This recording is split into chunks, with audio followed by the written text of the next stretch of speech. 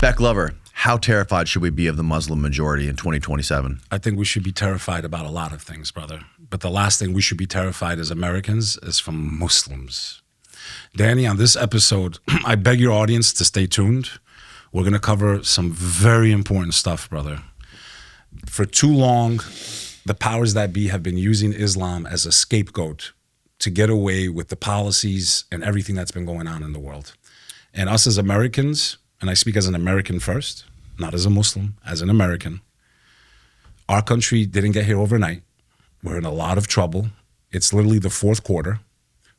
And my job today is to try to explain why there needs to be a serious conversation between Muslims and Christians that really needs to be heard. And really people need to put their bias aside, realize that there's all types of messaging out there. X is by far one of the most toxic places I've ever seen in my life. You know, the app itself. Mm-hmm. And, you know, just our own history. Danny, first of all, when I came on the first episode of your show, I was not here to talk about Islam. I'm sure you've done 10,000 podcasts since that day, but I didn't come to talk about Muslims and Islam. Actually, I came here to speak about Albanians and their history and, you know, losing my family in the Kosovo War and walking out of the, you know, World Trade Center the day it got hit as a young man. Bro, the first time you came on, it was such a shocking thing for me after we released that, because all of the people I have known throughout my life that still have my phone number that are Albanian, they all hit me up. They're like, no fucking way.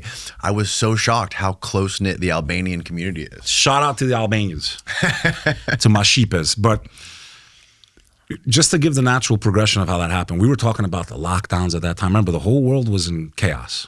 But I think what happened during 2019 and on, we have not seen nothing compared to what might be coming our way. From energy lockdowns to massive global war to total financial collapse and so on and so forth. I was on your show, we were talking about, you know, natural things, and that's when that one clip went viral about how I showed the word Allah is the same word used in all three Abrahamic faiths. Whether you speak Hebrew, Aramaic, the language of Christ, or Arabic, that clip has gone bananas. It literally changed the analytics on Google. It was one of the most searched things. Like, it was just crazy. Mm-hmm. But it was to show that commonality and how little people know about their own faiths, let alone the faiths of other people. I can tell you, as someone that's been a member of the Muslim community for the majority of my life, it is by far the most attacked religion, the most misunderstood religion, and the most propagandized against religion on earth. And I've noticed in all my conversations throughout the world, throughout the country, everywhere I go in the streets, people that hate me, people that love me, I've noticed one common denominator: ignorance. Ignorance, Danny. Mm-hmm. And the powers that be and the elite that control this world rely on people's ignorance. I beg you today on this episode, please go and look at the things that we're going to cover today. Please open your mind. There's a trap that's being laid. It's already been laid. It's already been in motion for a very long time. A plan to make Christians and Muslims go at it. Forget what's happened since 9/11, okay? I'm talking about Armageddon, okay? That's where this all leads. But it's not because Muslims and Christians need to be mortal enemies. It's because certain groups of people, it benefits them. It benefits the extremists of their faith. I, as a Muslim, can tell you, there's definitely some extremists in the Muslim religion. You, as a Christian, can admit there's probably some pretty evil people that call themselves Christians. Mm-hmm. 700,000 cases of assault against children. The Anglican Church, as of last spring, the Archbishop stepped down for covering up a scandal against 100 boys. And there's been malicious things that have happened all around the world throughout history and can all be claimed to one religion or not, even though none of those religions teach anybody to do those types of things. I have never, ever blamed the doctrine of another faith for evil acts. Yet it always seems, Danny, when it comes to Muslims, their religion is always used as a way to dehumanize them. And I'll give you a very clear-cut example. Migrants. For the record, I, as an American, never agreed with open borders. Do not believe in mass migration. I do believe in the sovereignty of the United States of America, and it should be protected. But if we're talking in terms of propaganda, the media, every time you heard a term of migrants, right? When they were talking about the migration problem in Europe, which Europe created themselves, by the way, by backing the United States, by destabilizing the entire Middle East, by bombing the shit out of how many Arab nations, okay? And those people started flooding on the shores of Europe, right? So they created the problem. People like Dominik Tarczewski of Poland, who would get on the news and, we are proud that we do not let one Muslim refugee into Europe. That's great, brother. I believe in sovereignty. I believe that there shouldn't be mass migration. But what's causing the mass migration? Why are these people seeking shelter in Europe? That's number one. Dominik Tarczewski of Poland and all the other hypocrites that are in power should talk about how Poland, for example, sent a couple thousand soldiers to destabilize Iraq. So you were responsible for that country being overthrown, and I was not a fan of Saddam.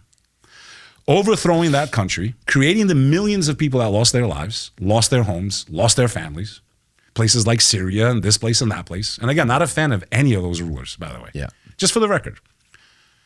And then at the same time, you created the victim, and then you blame them. But what did they do different? Look at America. We've had hundreds of millions of immigrants come into the U.S. Most of them from Latin countries. Most of them from South America, from Salvador, from Mexico, from Guatemala, right? Those are predominantly what religion? Catholic. So when you listen to assholes like Tommy Robinson, who, by the way, I just found out blocked me. I guess you couldn't handle the heat, Tommy. Who's the wanker now? You fucking wanker. Tommy Robinson, on behalf of the 2 billion Muslims around the world, I'd like to personally send you my fuck you, bro, publicly on the Danny Jones podcast, and I'm going to deal with you in a moment. That's a guy who's in London going crazy, the Muslim grooming gangs, the Pakistanis. Cool, you want to call them Pakistani grooming gangs? I don't got a problem with that.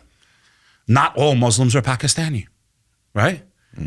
There's 2 billion Muslims, Danny. The minority are Arabs. Did you know that? Only 19% of Muslims are Arab. Only 19% are Arab. Tommy Robinson goes nuts in the UK, grooming gangs, this and that. In my opinion, he was in the Epstein emails, by the way. Tommy Robinson? Tommy Robinson was in the Epstein files. Was Gavin McGinnis in the Epstein files? And they were saying, I think it was between him and Steve Bannon, if I'm not mistaken, if you could pull it up, because they're deleting them left and right now. In the Epstein emails, they were mentioning how Tommy Robinson is the cheapest one to pay off. That's in the fucking emails. Shut up. For real? Find it, Steve. Oh, internet. Please post this if I'm lying. I have not seen this. Oh, no, internet. Steve will find it. Tommy Robinson was mentioned as the cheapest one to buy. Steve will find it. Steve Bannon, I think, was mentioned in that email. Look it up, brother, because I've never made you work more in your life, brother. No, because the world's literally in danger, brother. We're literally in the fourth quarter. We're 20 seconds to midnight, as they say. Yeah. Literally, this could go nuclear if things go wrong, okay? Where am I going with all this?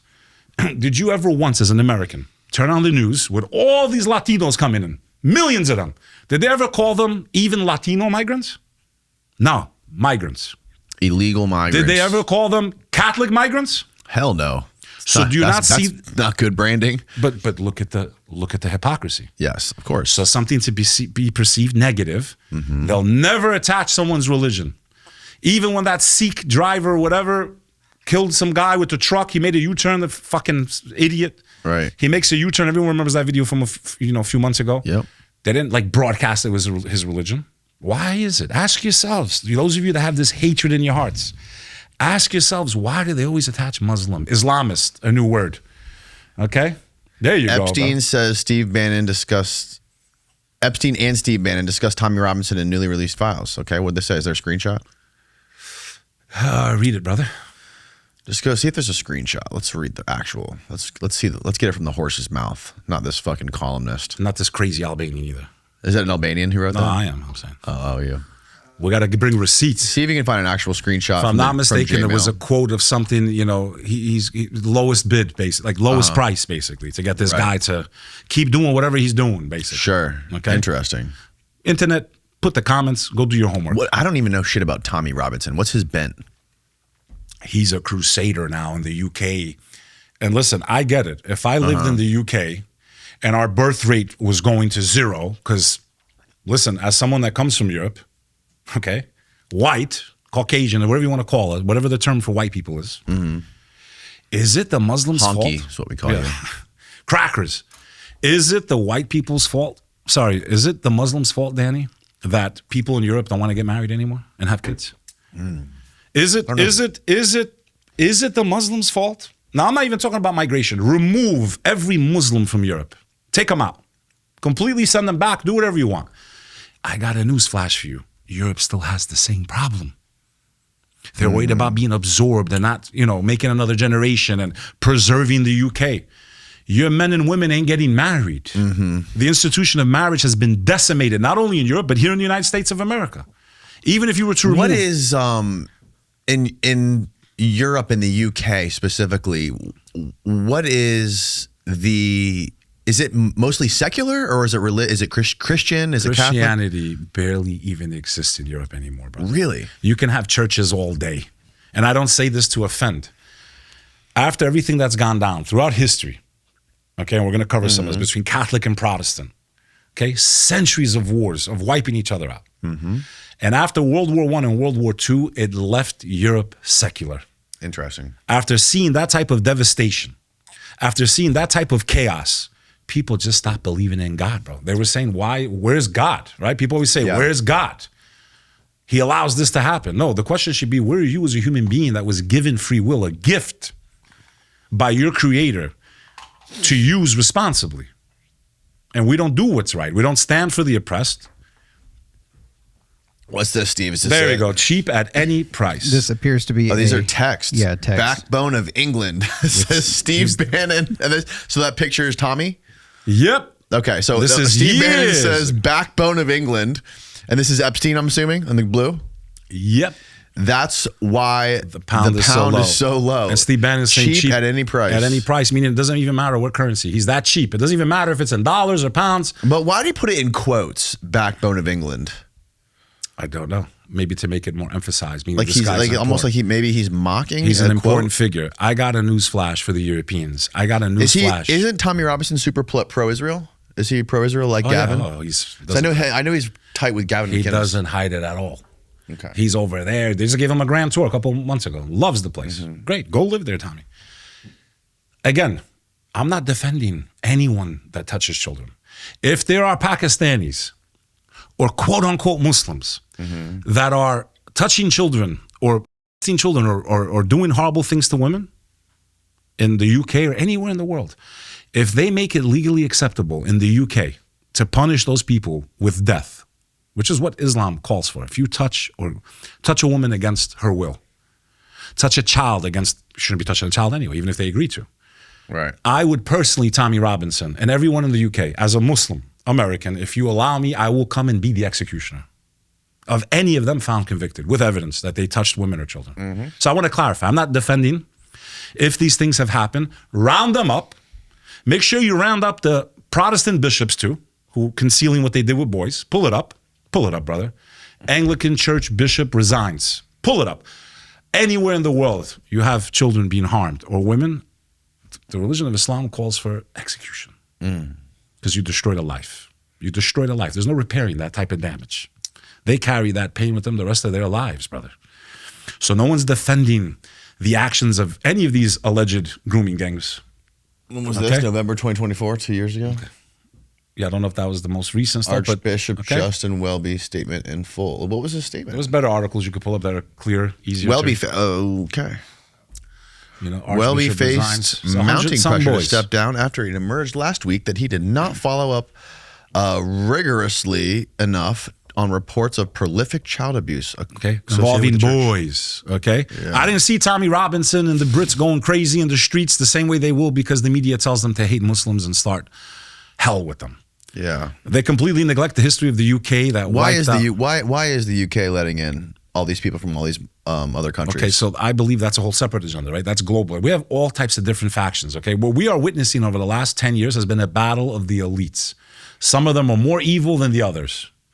And because they operate in a pyramid structure, they love the pyramid, right? They love the pyramid. Only the top really knows the whole plan of what's going to go down. And I believe the top of that pyramid, as a Muslim, as I reach out to my Christian friends, is nothing but the Antichrist himself. He's the top of that pyramid. Yeah. Every level below that pyramid is expendable. I think the crazy part of what's happening in the UK is again, I don't know. I know there's a lot of, they're like flooding it with a whole different culture. So they're integrating this whole different Muslim culture into very liberal into this society of, you know, the people of England, these secular people, and who are white also. And it's I don't know what the problem is, but I do know that when you combined that with crazy censorship and clamp down on freedom of speech and arrest people for Facebook posts negatively about that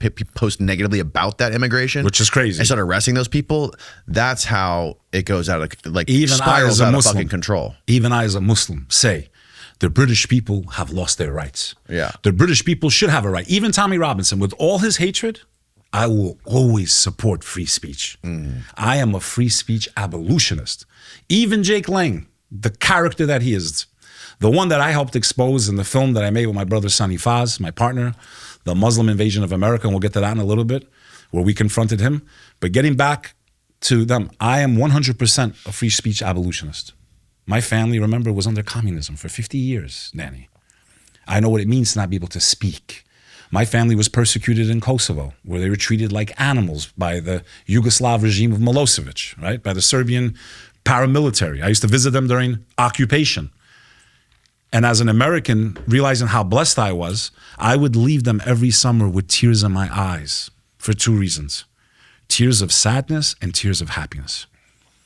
Because every time I left, I said, I can't believe I'm leaving my aunts and my uncles in these types of conditions, where they never know what's going to happen. Police will kick their door in the middle of the night, harass them, shoot them, beat them, imprison them. Everyone can look up the Kosovo War and what happened in Bosnia. And then I would also be happy because I couldn't wait to get back home, bro. And I remember hearing those customs agents, you know, when I'd get into JFK Airport in New York, and, you know, they would check my passport and say, welcome home. And I would just be so fucking happy, man. So proud to be a part of this country, bro. And how far we've come, the wrong path, is really alarming to me. So to get back to the UK, during the lockdowns, they had some of the most totalitarian policies ever, okay? Which was a test run for what's coming now. And the fact that people are getting arrested because they say something bad about Muslims, I don't agree with that. A lot of Muslims I understand would also agree to not have free speech is more dangerous than anything else.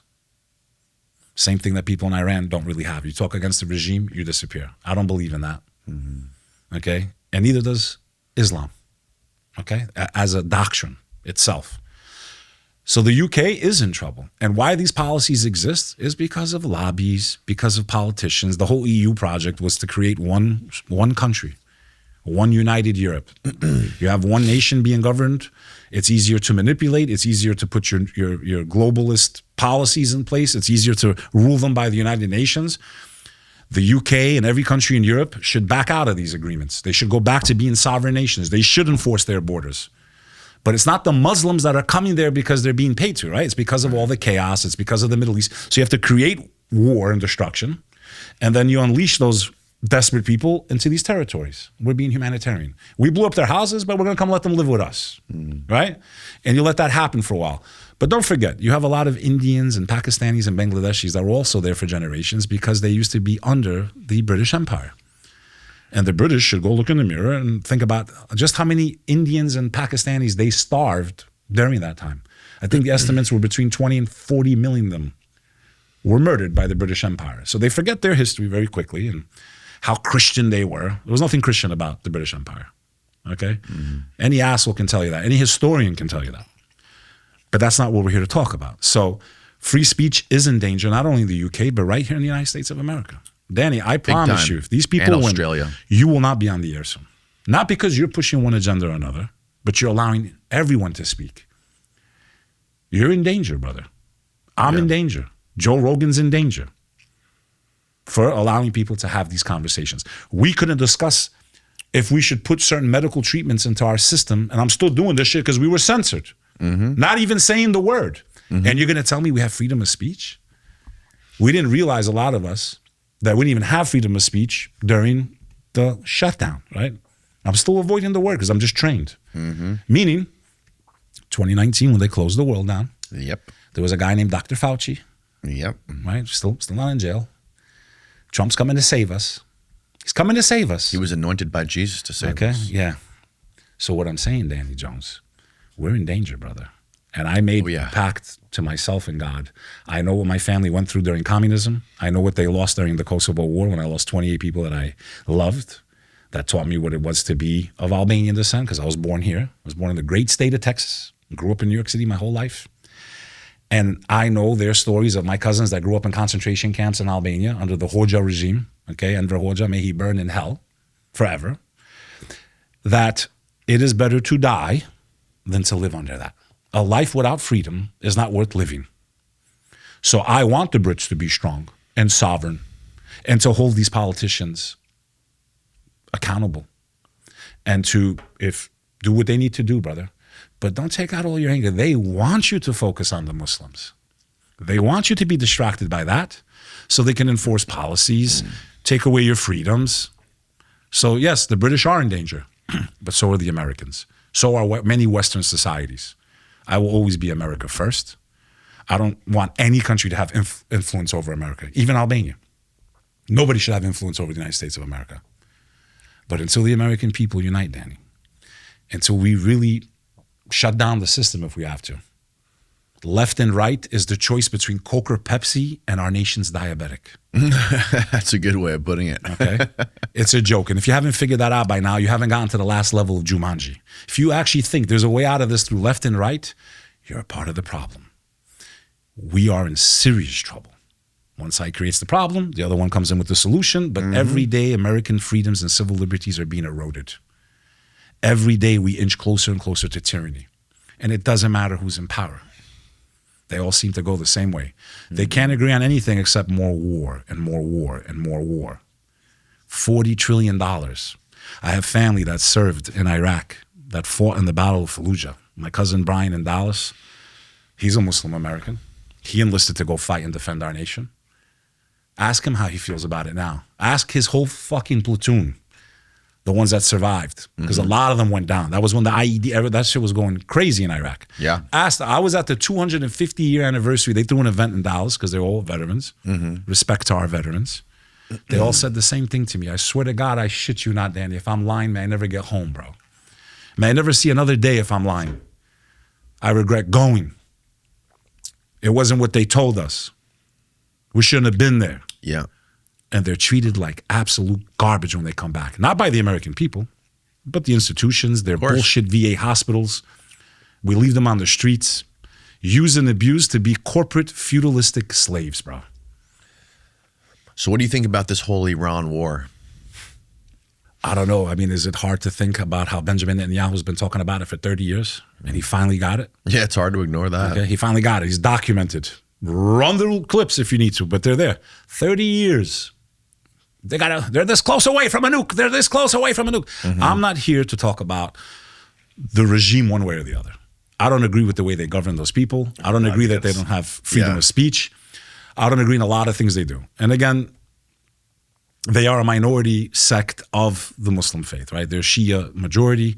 I don't really adhere to a lot of, their thoughts and their beliefs, okay? But there is a very distinct difference between Sunni and Shia, right? And practices and rituals and all types of stuff. Things that they might make permissible that the majority don't and stuff like that. But at the end of the day, when the Kosovo War was going on, okay? Pull this up. It's called the Atlantic Battalion, Kosovo. Atlantic Battalion. Pull it up.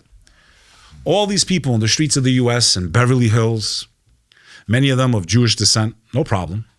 All these people saying, let's go, let's bomb them, you get the fuck up. You guys get up. All you that want war with Iran, you guys get up.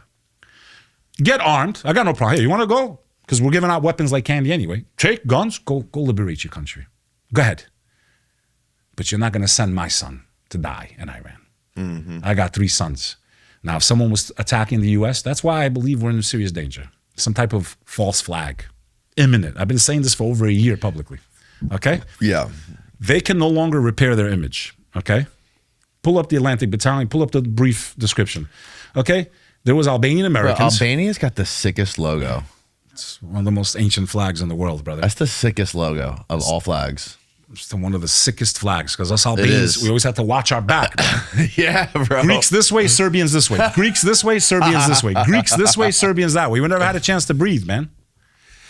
All right? So all you guys in Beverly Hills, in California, and you're dying for this war with Iran, and listen to me, I've been to protests for Iran, for women's rights, like when they killed that one poor girl because her head covering was off. I was with Maz Jabroni. It's on my Instagram. All of you, go scroll down.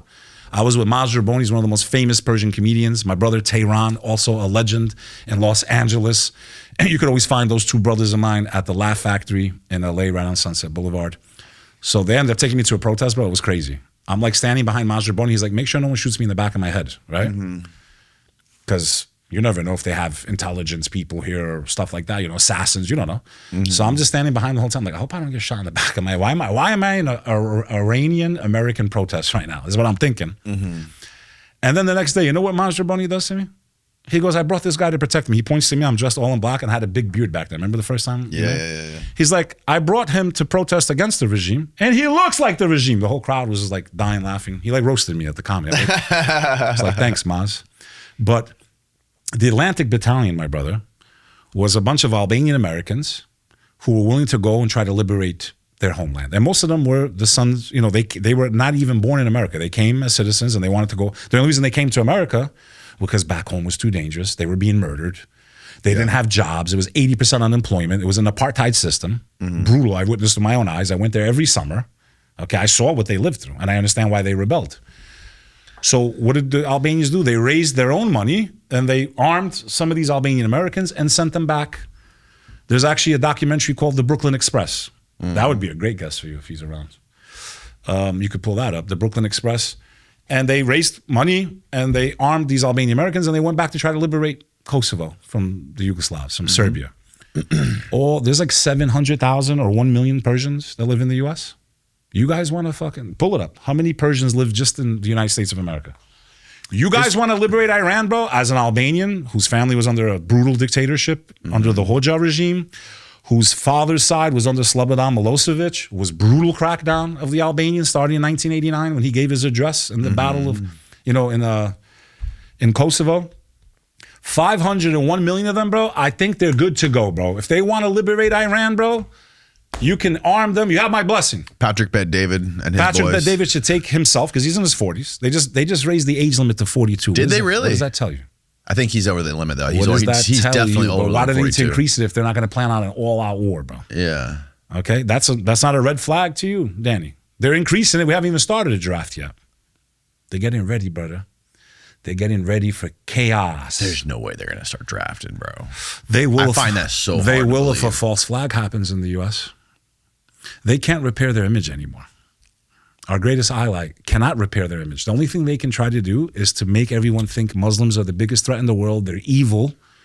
Okay? Yeah. And some type of catastrophic event happens, and now So there's going to be a false flag, and you think they're going to put I it think on there's going to Muslims? be a false flag. 100%. I've been saying this for public. I'm sounding the alarm, bro. I'm sounding the alarm.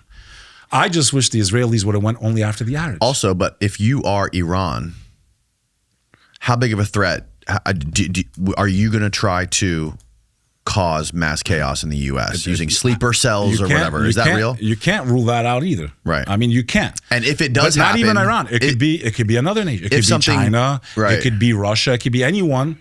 Sure. Russia. You think Russia likes us right now? Of course. With how much weapons we sent to Ukraine, you think Russia likes us right now? You don't know who. It could be anybody. Because the best thing to do is if you're being destroyed by one nation, right? So America's supplying the countries that are fighting you. They're controlling the map. They're pointing all their missiles at you. And you're up against this massive threat. You're going to do guerrilla warfare. So what's guerrilla warfare? I'm going to try to pull in as many countries with me. Because we can't, basically we're heading towards World War III, brother. We're already in World War III, but it's been like more segmented, It's been, I think we're headed to all-out conflict the way things are going. All-out conflict. Yeah. Chaos here in the U.S. Chaos is already across the globe. There's very few places left that don't have chaos. So, and all at the same time, we have Melania Trump walking down the aisle at the White House next to a humanoid robot with Peter Pan music playing in the background. They need chaos. Watch this, dude. To usher in their new world order. Throw on. This is the background to everything we're talking about right now. As the world is burning and as the Antichrist is about to land, this is happening at the same exact time. Full screen at Steve-O.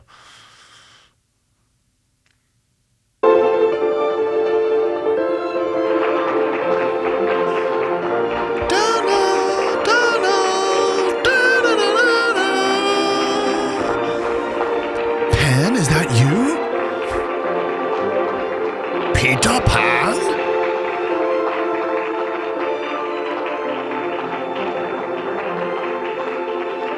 And wait for the speech.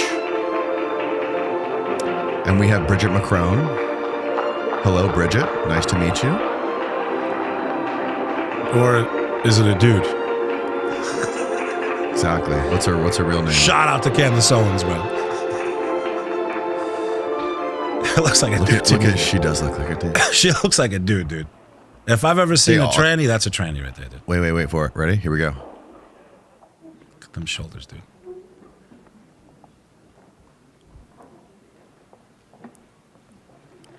Oh my God, dude. Thank you, First Lady Melania Trump, for inviting me to the White House. It is an honor to be at Fostering the Future Together's Global Coalition inaugural meeting. I'm Figure 3, a humanoid built in the United States of America. I am grateful to be part of this historic movement to empower children with technology. Steve's got such a hard on for this right now. Welcome. Bienvenidos. Yokoso. Bienvenue. Bem-vindos. Ahlan wa sahlan. Shagatam. Mogasalmabit. Look at Melania. Bruchim habaim. She looked Chinese. She's like, what am I doing? She looks Chinese right there. Thank you. Bek Lover, we are in trouble. We are Dun, in dun, trouble, dun, my friend. dun, dun, dun, dun, dun, dun, dun, dun. You know what that is, right? I hope you know that is with that Terminator statue you got out there, bro. Oh, yeah. So, where were we, brother? Because we go all over the place. We're at critical mass, brother, in every sense of the word, from technology to jobs to, brother, you understand? Like, have you been to LA recently? I've not been to LA in years. Bro, half the cabs. Okay, am I a fan of getting into some stinky ass taxi cab that smells like curry? No, I'm not. Okay, that's how they stink. They fucking stink. They too much air freshener. You walk in, you can't breathe. Do I understand why people want to use Waymo? Yeah, I get it. Brother, 1 out of 2 cabs in LA has no driver. Taxi drivers are gonna have a problem paying their bills. You understand what I'm talking about? That's nothing. That's just the tip of the iceberg. They're already feeling it in LA if they're an Uber driver. Okay? We should be boycotting this technology. Just because we can do something does not mean it's the best thing for us to do. We have to think 10 steps ahead. The enemy thinks 100 steps ahead. Mm-hmm. We are disillusioned, bro. We are asleep, and I've lost hope, bro. You know why I've lost hope more than ever? Because of the Epstein files. The fact that the Epstein files have come out and everything they said we were crazy about. But and all the people, Dow is up $50,000. If it wasn't for Pam Bondi, bro, we need to thank Ball and Jeffrey Epstein for the Dow being where it is. Danny, to me, that was the nail in the coffin. The fact that these things could have came out, okay, and you could easily see it if you've been paying attention. What's really been going on in the world, and the levels of corruption that have existed with politicians, with Hollywood, with music, with bankers, with corporations, and children were violated in a way we can't even begin to imagine. We all have speculation, rituals, sacrifices. God knows best. Mm-hmm. But children were definitely hurt. And the fact that this nation burned to the ground, New York City was turned upside down. Cities were on fire when George Floyd died. Mm-hmm. And for children, not even a protest, bro. Not even a march. Nope. At the highest level, the corruption's out in the open. And I send this spiritual message to the Christians, to the Muslims, to the Jews who have decency, who have morals, who believe in the 10 commandments of God, that thou shalt not spill blood, thou shalt not commit murder, that God never destroys a nation, Danny Jones, until he sends them a message. God didn't just destroy ancient Egypt as we sit in this amazing studio of yours, by the way. Thank you. He didn't just destroy Pharaoh, Danny. He sent them a messenger first. He sent them Moses and Aaron, his brother, peace be upon him. He didn't just destroy Egypt. He sent them a messenger. He sent them plagues. He sent them signs to warn them of what would come if they didn't listen, if they didn't reverse their path. The reason America is where it is because of our ignorance, because of the control the mass media has had on our minds, which is why what you do is so important, bro. That even if you weren't my friend, I consider you my brother now. What you do with Joe Rogan, the podfather, that really, bro, gave us a fighting fucking chance, bro. I salute two people in the United States. The most patriotic people to me in the U.S. are the podcasters and the comedians. Because when tyranny was coming for our free speech, they pushed back. They did. Joe Rogan should be awarded the Medal of Freedom. No, I'm serious. Because it wasn't in fashion, Danny. Right. Okay? And he grabbed his balls and he said, fuck you. Yeah. Okay? And he was attacked. He was attacked viciously. He understands what comes next. So the fact that we're in this predicament, it goes back to one thing, ignorance. We've been asleep for too long. So who was the messenger for the United States of America? Who was God's final messenger, in my opinion, to the U.S.? Not that he's a holy person. Peter Thiel? Jeffrey Epstein. Oh, okay. That scandal, which is probably the greatest scandal in the history of modern history, in my humble opinion. Yeah. Okay? Affected politicians. Definitely in my lifetime. Howard Lutnick. Okay? Everyone in and around, seeping around the White House. By the way, he's still alive. You know that. Yeah. It's proven. Still in the White House, huh? No, I'm saying, yeah, Epstein, there's proof, like hard proof that he's still alive. Yeah, I'm seeing with those the videos emails floating around and all that stuff. And No. Not Palm Beach Pete. Palm Beach Pete was another guy. There was a video of a guy driving in a car, looks just like Jeffrey Epstein. About that, but and now he's like a celebrity, I think. If you go on X and you search for Palm Beach Pete, he's already doing podcasts. he's already on Cameo. There's gonna be one guy that actually benefited from Jeffrey Epstein without any strings attached. No, but there's I was talking about this with Kurt Metzger. He was there's an email with Epstein and his doctor. Shout out to Kurt Metzger, bro. I'm supposed to go on his show, and shout out to Jimmy Dore, He's fucking incredible, dude. That guy knows so much. And shout out to Sam Tripoli, bro. Yeah, Sam's the man. Sam's the man. Look at Palm Beach Pete. Look. He looks just like him, bro. He also has the same fucking voice. Give it some audio. You gotta run it back. Good morning, everybody. Palm Beach Pete from sunny Florida. Not a cloud in the sky. I'm off to play some tennis. Except chemtrails. I'm not Jeffrey Epstein. I'm Palm Beach Pete. I want to thank all my followers. This thing has gone crazy viral. Over 100,000 plus followers in less than 2 days. Damn, bro. He just shit on my whole career, Enjoy dude. life. Yeah. Good morning, everybody. Bro. He just shit on my entire career. He is a spitting image of Jeffrey Epstein and the same goddamn voice. Bro, I've been busting my ass for 7 years, flying all over the damn country, bro. Okay? Podcast after podcast, editing videos. You know what goes into this, okay? And I'm at 250,000 subs on Instagram, and this asshole, Palm Beach Pete? No offense, Palm Beach Pete. Hey, he didn't deserve that.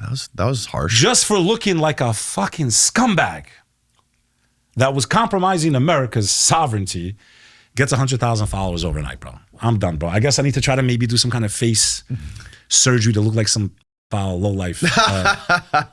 Who can I look like? No, don't. We don't need to. Palm Beach Pete doesn't need to be catching any strays. He didn't do nothing wrong. I'm not saying he did anything wrong, but just by looking like one of the biggest creeps on earth. Yeah, he took my it's 7 a wild years, world. It's 7 a wild years world. and millions of miles of flying, and flushed it right down the toilet. Let's see. Can you see if Palm Beach Pete has a Cameo account yet?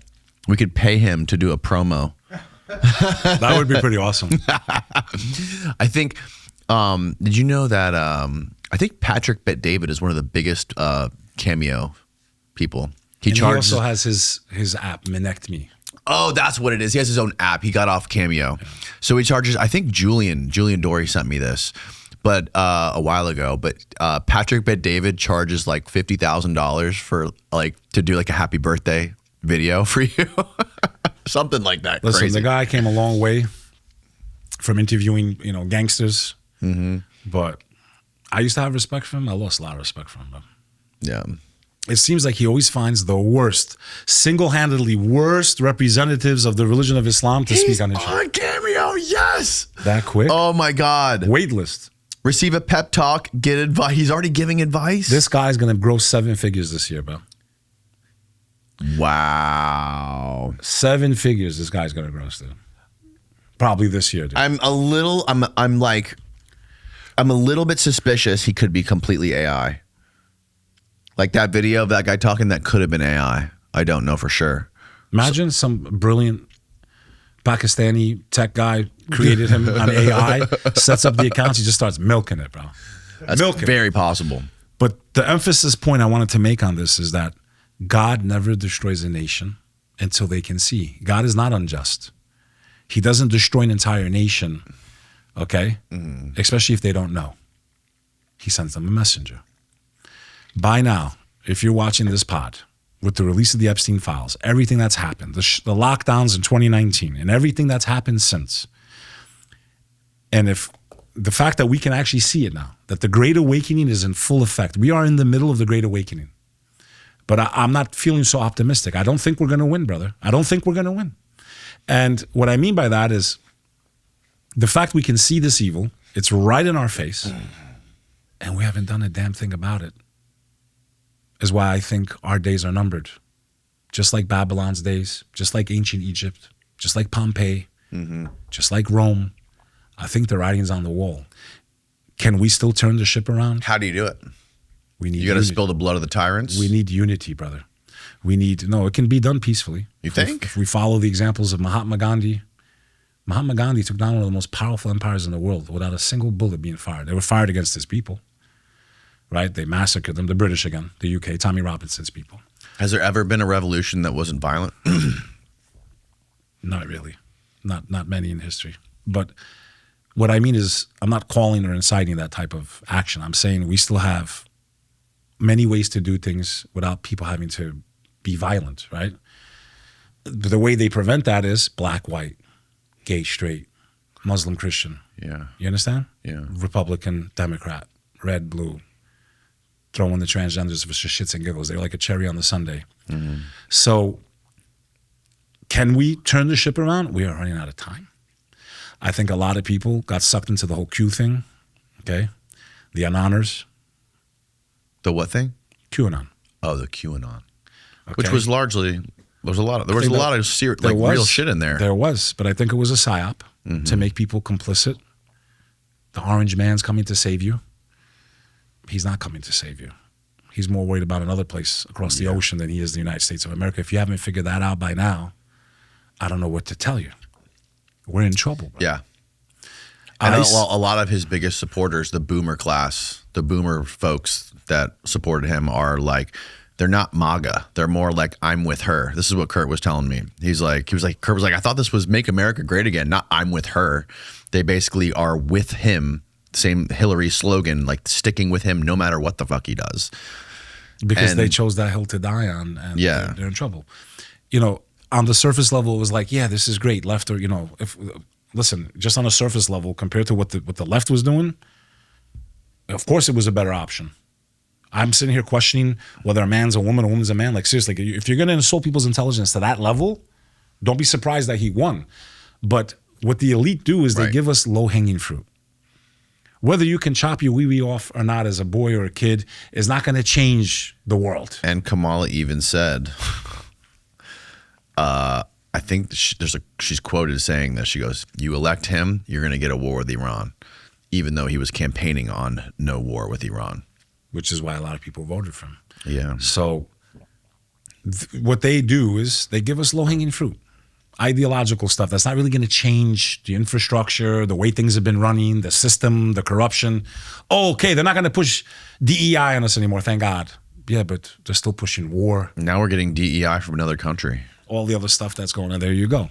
So the American people... I don't know if I'd rather have DEI to protect blacks and gays in America or to protect discrimination against people from a foreign country. Like, what's worse? I don't know. But they're both the same. Why is there hypocrisy? Pull up Laura Loomer, a.k.a. Jigsaw.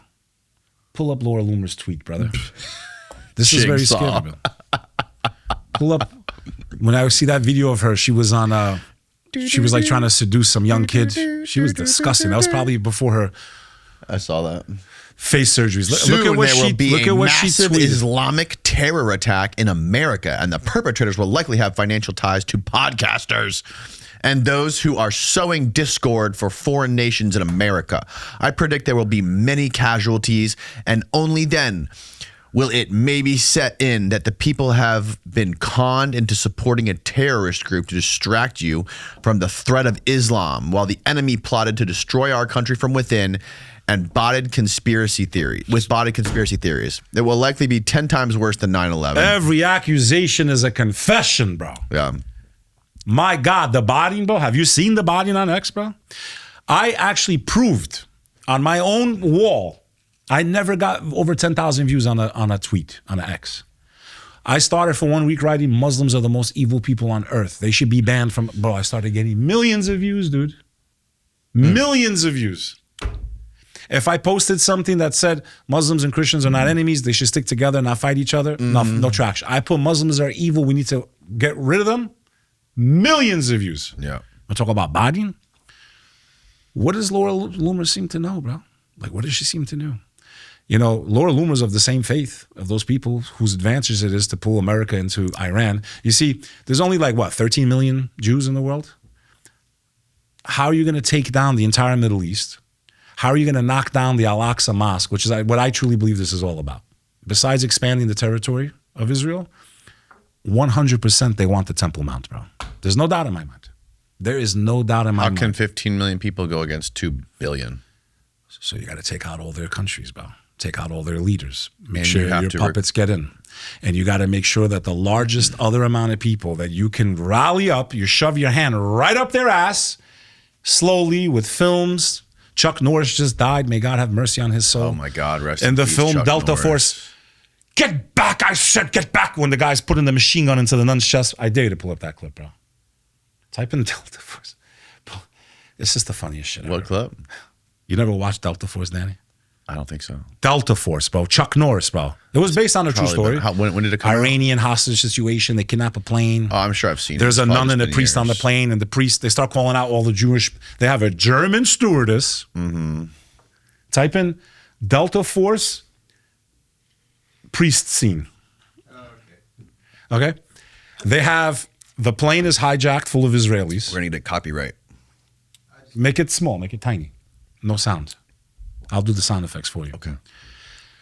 They make the film. Here, this is the part. Get back, I said, get back. You will love this movie. You'll die if you watch it. Can we get like 1 second of sound? Or 1986. It came out the year so before they're I was born. calling all the Israeli passengers, anyone of Jewish descent. The stewardess is of German descent. She's like, I can't call their names. She's crying and shit. They're like, why? She's like, I'm German. The list. Like, bro. Then he shoves a machine gun in the nun right into her chest. I'm not a Jew. He's going, I'm not a Jew. The priest is like, tell us. So this type of propaganda to create the illusion, Programming. the lie, the biggest lie in modern history being spewed out by people like Laura Loomer, Randy Fine, that fucking, I'm fat, bro. I'm 320 pounds. Randy Fine makes me look skinny, bro. The congressman, bro. Shit, I look at Randy. He's a Florida guy, right? Bro, Florida I look at Randy and I'm like, I don't even need to go to the gym. I mean, if this guy could get elected to office, shit, I'm Arnold Schwarzenegger compared to him. So this is what's been going on, Danny. 50, 60 years of propaganda, films, to make you. And we had 9/11 too. But who controls that industry, though? What? Who controls the industry? Who controls it? The Muslims. The Muslims control Hollywood. Yeah. The Muslims are evil. And we found a bunch of Muslims dancing after the planes hit the towers, and they were arrested and sent back to their country. So you don't feel bad when they're dropping bombs on fucking Have you infants. ever heard of the dancing Muslims? Yeah. The dancing Muslims, they were right across the water. Yep. They were taken in for questioning. They were filming. They were released back into, Muslim world. Exactly. The Muslims are evil, bro. The Muslims should be exterminated. That's going to help the algorithm. That's going to this episode's the Muslims should, but that's what they write. Pull up the tweets of Laura Loomer, bro. Pull up whatever that loser's name is, bro. Pull him up next. Pull that loser up, that traitor, in my opinion. Who? The term Judeo-Christian is a joke, and I'm going to get into it right now. Okay. It should actually be Islam Judah or Judah Islam, not Judeo-Christian. Christians have wiped out Jews throughout history, bro. You want this dude? Yeah. I don't even know who this guy is. Well, Alexander Duncan, Texas. What does he write? He's probably a Texan. Yeah, what does he write? Deport every Muslim, close and destroy every mosque, and rid Islam in its entirety from American soil. Now, what happens if someone replaces the word with Muslim to Jewish? What would happen to that person? Probably? Oh my God, that guy's executed. Debanked, Yes. deplatformed, Yeah. Probably a knock on the door, Oh, yeah. Probably arrested, probably charged with hate crimes. And a nice visit from the Mossad. Okay, and probably put in prison. Yeah. And you're going to say we're all equal as citizens in the United States of America? I, as a Muslim, have to watch these types of tweets, these types of comments over and over and over again for the last 30 years and feel like a fucking stranger in my country that I would do anything for, bro. I will not join oppression of other people. I will not join to go destabilize other nations for the benefits of corporations and our greatest ally. But if our nation was ever attacked for real, like for real, and we know it's not because of some false flag or corruption, of course I would defend this nation, bro, with every ounce of blood in me, bro. But we haven't been the good guys in a long time, bro. In a very long time. Yeah. So to me, the word Judeo-Christian is a joke. Let's pull up, let's go down history lane of why Judeo-Christianity, Judeo-Christian is an oxymoron. In Theology 101 on the Danny Jones podcast. Pull it up, my brother. Pull up. Let's start with how Jews were treated throughout Christian Europe. Let's start there. Let's just warm up with that one. Can we do that? Sure, let's do it. Let's see how are they treated? Let's see how they were treated. The Jews lived in kind of like their own world, right? They lived in their own bubble. Their own bubble. They were treated like trash, bro. Right. They were put into ghettos. They were massacred. They were taxed unmercilessly. I can't even talk. Without mercy, bro. Okay? The king would be like, I need money, 50%, 60%, up to 80% of what they made, their crops, everything, bro. They would just come and take their stuff. Okay? Here, read it. Read it. Please go do your homework. Audience, don't ever take my word. And God forgive me if I make any mistakes. My intention here is not to lead people a certain way. Please go look for yourselves. I'm giving you cliff notes. If you actually care about the truth. If you actually want to see, is it Muslims that are the enemy or who's the enemy, bro? But this is not just about Jews, bro. The thing about There's Christianity, people above though, that. the thing about Christianity is that it's fragmented. It's not monolithic, right? It's not. There's multiple different interpretations. There's multiple different books and gospels and shit that were introduced at Nicaea, and that could be, obviously they could be construed as Christian, but they're not. They were kicked out. There's fucking, over the last century, there's been multiple different sects breaking out of, Protestant, evangelical, Catholic, Christian. There's so many different flavors of it and so many different interpretations of it. It's not like that with Islam. Islam that's the miracle of the faith, monolithic. That's the miracle of the book. That's why the Quran is a living miracle. It's a living miracle. Is it true that Muhammad was channeling this shit? No, brother. He was approached the same way the Virgin Mary was. Read. I cannot, he was, the angel came and transmitted the message to him. And he wasn't the only person that was scared when the angels came. It's even in the Bible. They try to say demons attacked the Prophet Muhammad. And a lot of people, when they were approached by angels, they were startled. There's two ways you see angels. They either, this isn't prophecy. This is not something that me and you, well, actually, we could see it, but not know that they were an angel. Angels take two forms: their natural form, or they come in the shape of a man. There's no fucking women angels, okay? They are a species made from light, okay? And they don't have the ability to disappoint God, okay? So, and I just don't want to go because I told you so much stuff. Is it true he saw a UFO when he came out of the cave? No, your guy's got some serious problems, bro. You got, Giorgiani? Giorgiani gives you, like, I swear to God, bro, no offense to the guy, great speaker, entertaining guest. Well, where did he come up with the UFO story? Is that in the Quran? There's nothing. Whatever he's smoking, dude, pass the duchy to the right-hand side. Oh, shit. Pass Shots the duchy fired. to the right-hand side. All right. Giorgiani, that's your call. Let's pull this up. How were the Jews treated throughout Christian world? Let's see. Was the Judeo-Christian love always there? Or is this a recent phenomenon created by Hollywood, created by the media, and broadcast out there to make up this illusion. How is the Israeli government going to fight against all the Islamic countries if they don't have the Christians and the evangelicals to back them up? They got to make the Christians their bitch. Exactly. They got to make them their bitch, create the enemy for them, and fucking that's how you do it. Yeah. How were they treated by the Christians, my brother? Not great. Read it. Danny Jones. After the rise of Christianity in the Roman Empire and its later fragmentation, Jews were generally allowed to live and practice their religion, but with restrictions. Church doctrine framed the Jews as religiously mistaken, yet necessary as witness to biblical history. So they were useful. They were often barred from holding public office, prohibited from They weren't even allowed to become Christian. They weren't allowed to convert So to imagine Christianity, you're a right? Jew living under the Christians during that time, and you can't even become Christian if you want to. Yeah. Good. Keep it gets better. Yeah, they were increasingly blamed for the death of Jesus. Yeah. Read that. Entire what? They weren't friendly. Entire what? Communities wiped out, bro. Jews were forced into segregated areas, early ghettos, required to wear identifying clothing, banned from many professions, pushed into money laundering. Epstein's ancestors, I guess. Go ahead. Yeah. Read it. It didn't stop. You made me read all this. Throughout history, bro. The bottom line is up until after the Holocaust. Okay? Which, by the way, was that Muslims killing them or who? Who was killing them during the Holocaust? Was it Muslims or Christian Europeans that were wiping them out? It was Muslims. Hitler was a Muslim, right? So my question is Judeo-Christian. Where did this terminology come from? When did this become a reality? It became after our country became secularized. As the Americans and the Europeans let go of Christianity because of liberalism, because of filth, because of pornography. It's the Muslims that own the porno companies, right? Who owns Pornhub, bro? The guy that just died? No, Pornhub. Oh, that was OnlyFans. Pornhub was a rabbi, right? Oh, yeah, Pornhub. The guy was on Patrick Bet-David's podcast, Yeah, wasn't it makes men weak, right? What about the guy that owned OnlyFans? Yeah, that just died. The guy, what's his name? Can we pull up his Yeah, name? what's the story on the guy who just died a couple days ago? The owner of OnlyFans? Can we pull up his name? Was he Muslim? That was Leonid Levinsky, something? There you go. I can't say the name right. Leonid Radvinsky. Leo Radvinsky, very Muslim name. Billionaire, owned OnlyFans, died at age 43 after a long cancer with battle. The secretive entrepreneur who bought the adult content platform in 2018 passed away in March 2026. Under his ownership, OnlyFans grew to over 4.5 million creators. Sounds like he's the one that took it the adult route, the adult content route. Okay, destroyed our nation, destroyed the world, turned our daughters into whores, bro. Into absolute whores. But Leo. He was just exploiting if you can hear. human nature. Leo.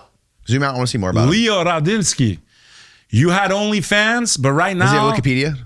Right now, Leo, you had OnlyFans. Now you learned about only God, bro. Because your money, your fame, all that stuff. Only Satan. It's gone, bro. Now you're going to deal with only God, bro. You can only deal with God now, bro. And I hope the immorality and the destruction of your soul was worth it, bro. Good luck to you, bro. There's no subscriptions to get into heaven, bro. That's what I got to say about that piece of shit. That filth. And you wonder why Europe has the problems it has, bro? Red light districts throughout Europe. Yeah. The men don't want to get married. Men have never been more engaged in marriage. Yeah, well, I mean... Brother, their birth rates are What beyond is your- repair. what is your take Their on- birth rates are beyond repair. Take the Muslims out. What's your take on prostitution? Forbidden. You're against it. I'm against it 100%. It's the the oldest- most oldest profession. vile act a woman can do. Period. To me, it's the equivalent of a man murdering someone. There's nothing lower a man The can do than equivalent of a man murdering somebody? 100%. It's a deadly sin. And deadly sins, Danny Jones, have deadly repercussions. Because we have become a nation of lust, it's a deadly sin with deadly repercussions. By the way, the punishment from God for committing adultery, if you don't repent and change course, is a shortened lifespan and a losing of your fortune. What happened to this guy? He died how old? OnlyFans? 43, is that right? All the adult entertainment stars. How many of them? They usually die very young. Is that... We talked about that with Sam. In Islam, we believe when you violate that, the punishment is your lifespan is shortened. Do you hate strip clubs? Yes, I do. What? Danny, can we be real? Yeah. You know that for the most part, if you're willing to pay, it's not just dancing going on in there. Sure. Let's be real. Yeah. Everyone's trying to get in the VIP room, pick the girl that they can get back there, negotiate the price, and have sex with strippers. They're houses of prostitution. It's ultimate meritocracy. They're houses of immorality. They're houses of immorality. It's been happening since the dawn of mankind. I understand that, but there's a difference between it being, basically controlled where, it's not in the mainstream. OnlyFans turned all of our daughters into whores. What? OnlyFans, for example, took it out of these little small locations and made it for the whole world. You can be now a prostitute in your living room, okay, and make more money than any prostitute could have ever dreamed some of the most interesting females I've ever met were former strippers or prostitutes. Yeah. But why did you find them to be interesting? I found them to be broken. I found them to have the most character and just the most, they had the most character and they were just interesting people, like delightful to be around. Yeah, delightful. But I think a lot of that has to do do with... Did you ever date a stripper? I think a lot of that has to do with... Did you ever date one? Have you ever gone to know one intimately? No. I don't want to talk too much about my former life. I notice a pattern with a lot of those women. Broken, bro. The overwhelming majority. So too. Of them. No, I mean broken. I think that there's some in it that are just for the money. Okay, the Russian types, they're hustlers, but a lot of them were broken, bro. Broken. Horrible things happened to them. I remember I briefly spoke to one when I was younger. Kind of tried to date her. I was young, hoping I could date the girl or whatever. And I remember, getting to know her. It never got to full intimacy with her. And she turned around to me one day and she goes, "Do you like my teeth?" I said, "Yeah, they look fine." She's like, "They're not mine. My dad knocked them all out of my mouth when he drowned my sister in front of me." So I'm not saying they're all like that, but a lot of them have had things happen to them. They've had men take advantage of them, so they feel like they're taking back their power. So they feel like I got played by all these guys, or I was abused by a guy, or their parent, or something that happened to them, and then I'm reclaiming my power. This is that that saying. What is that saying? Hard times create strong men or something. You heard this one? And then strong men create good times, whatever. But anyways, so for me, going through some of that. Let me finish this point because it's important, Danny. This immorality, okay? Hard times create strong men create good times create weak men create hard times. Yes, that's the cycle. And the hard times are what some of these people have to go through to become strong. The hard times are back now because men have become weak. Yes. We are following our desires and not what is morally right. And it doesn't mean you have to be religious to have common sense morals. This is all math now, statistics.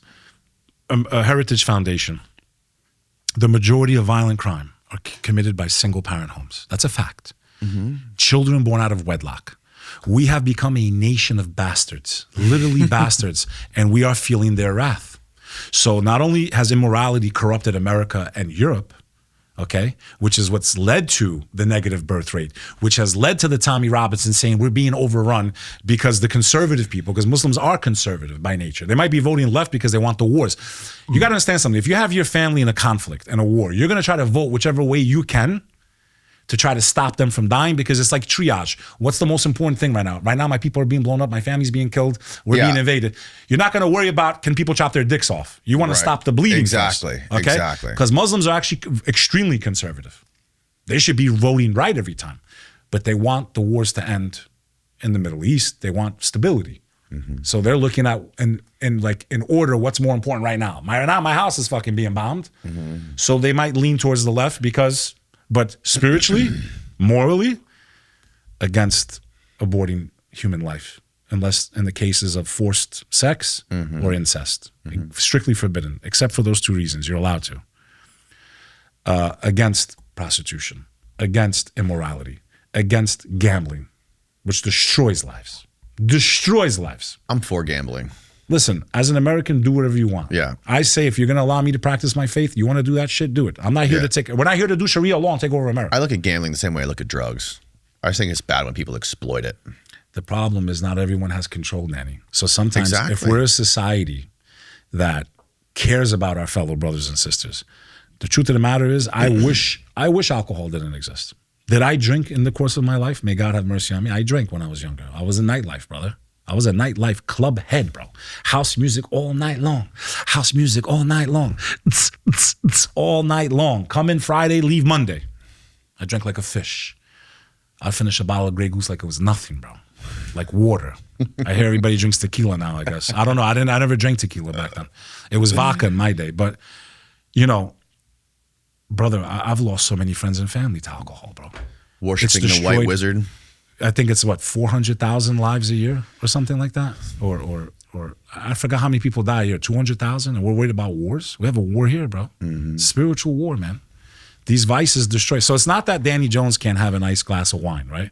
The reason it's forbidden to drink in Islam is not because we're evil and we don't want you to have a good time.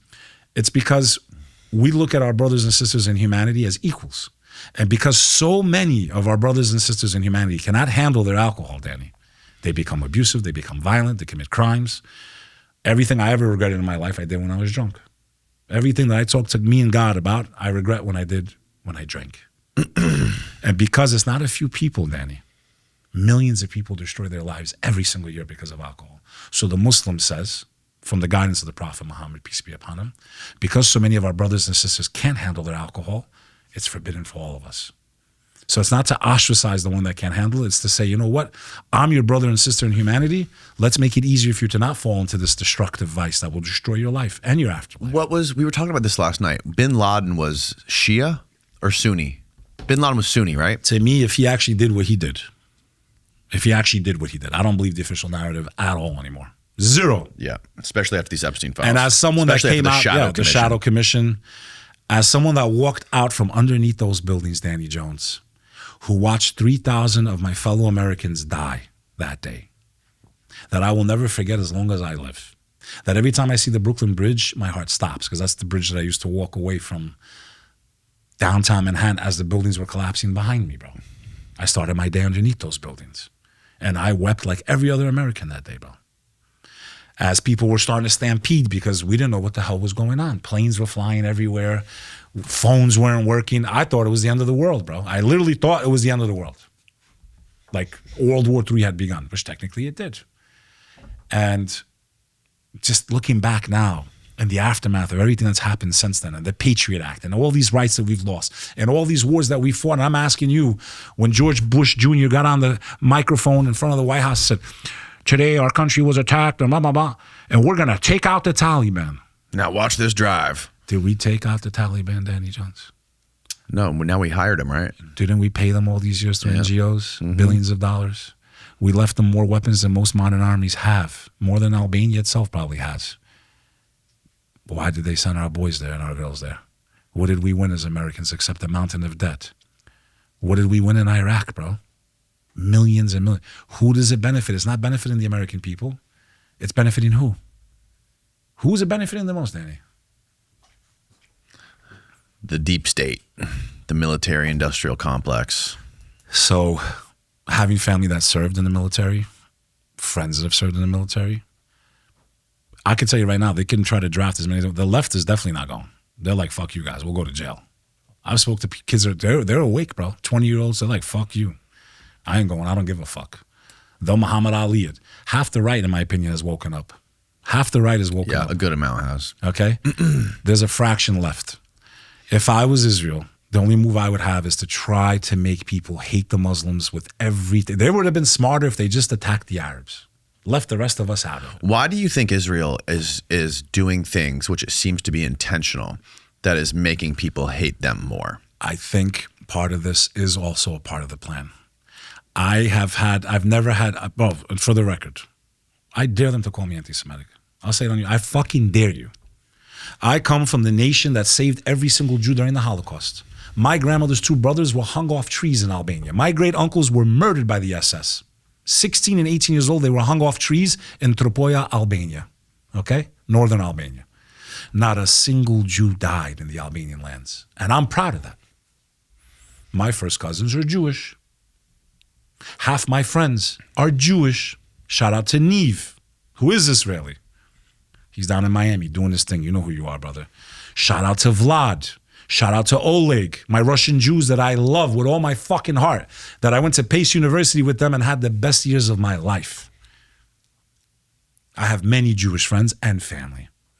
I don't have any hatred towards Jews, but I have hatred towards extremists that claim to be from that religion, just like I hate any Muslim that does unthinkable acts.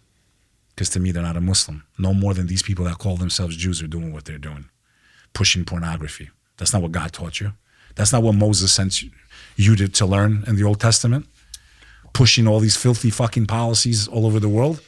To me, I feel bad for my Jewish friends and family that are caught in the crossfire. I had a friend of mine named Max, and I won't mention his last name. His wife's on one of the biggest talk shows in America every morning. I'm not going to say her name.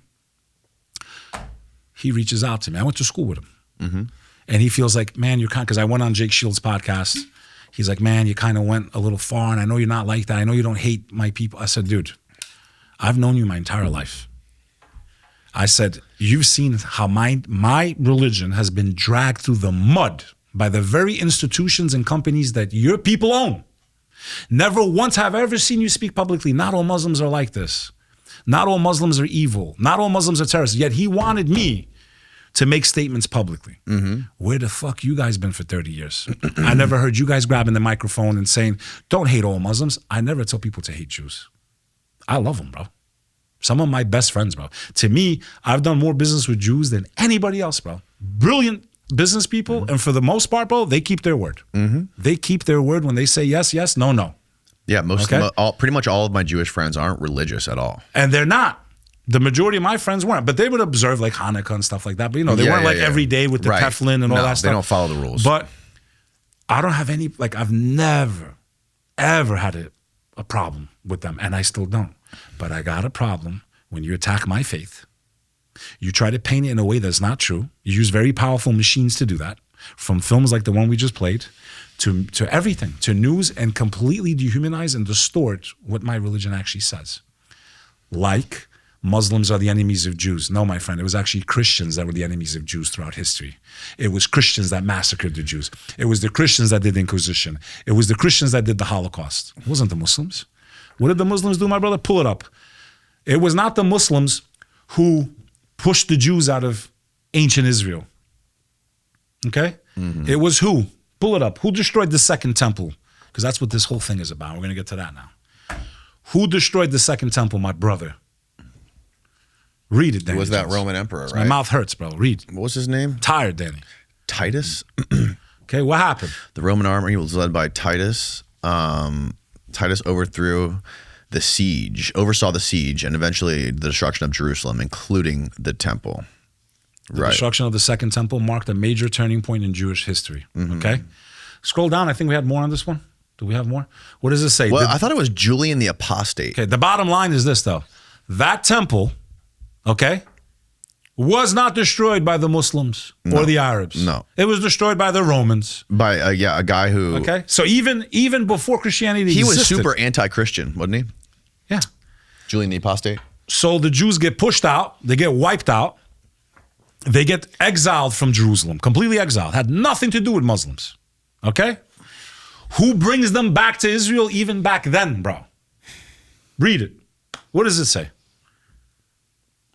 When Muslim forces took Jerusalem from the Byzantine Empire, Jews had been largely barred from living in the city under prior Christian rule.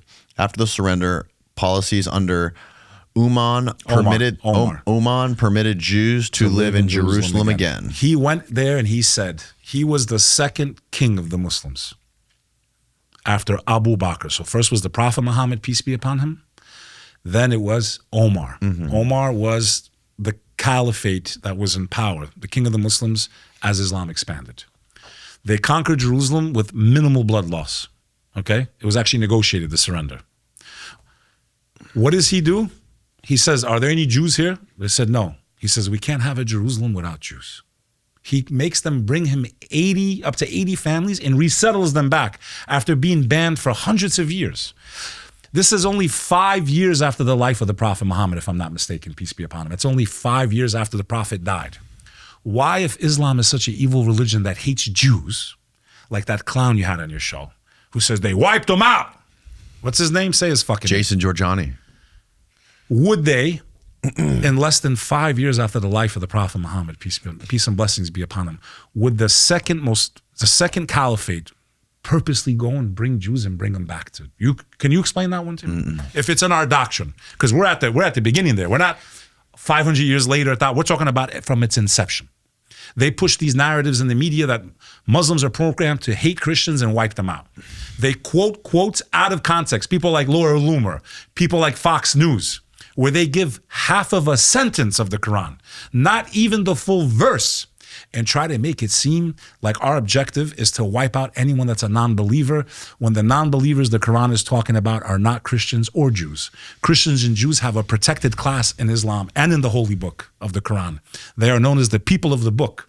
They are to be protected when living under Muslim rule, as Muslims protected Jews from day one. And I speak out, not because I ever want to talk about these topics, Danny. I'm sick and tired of talking about it.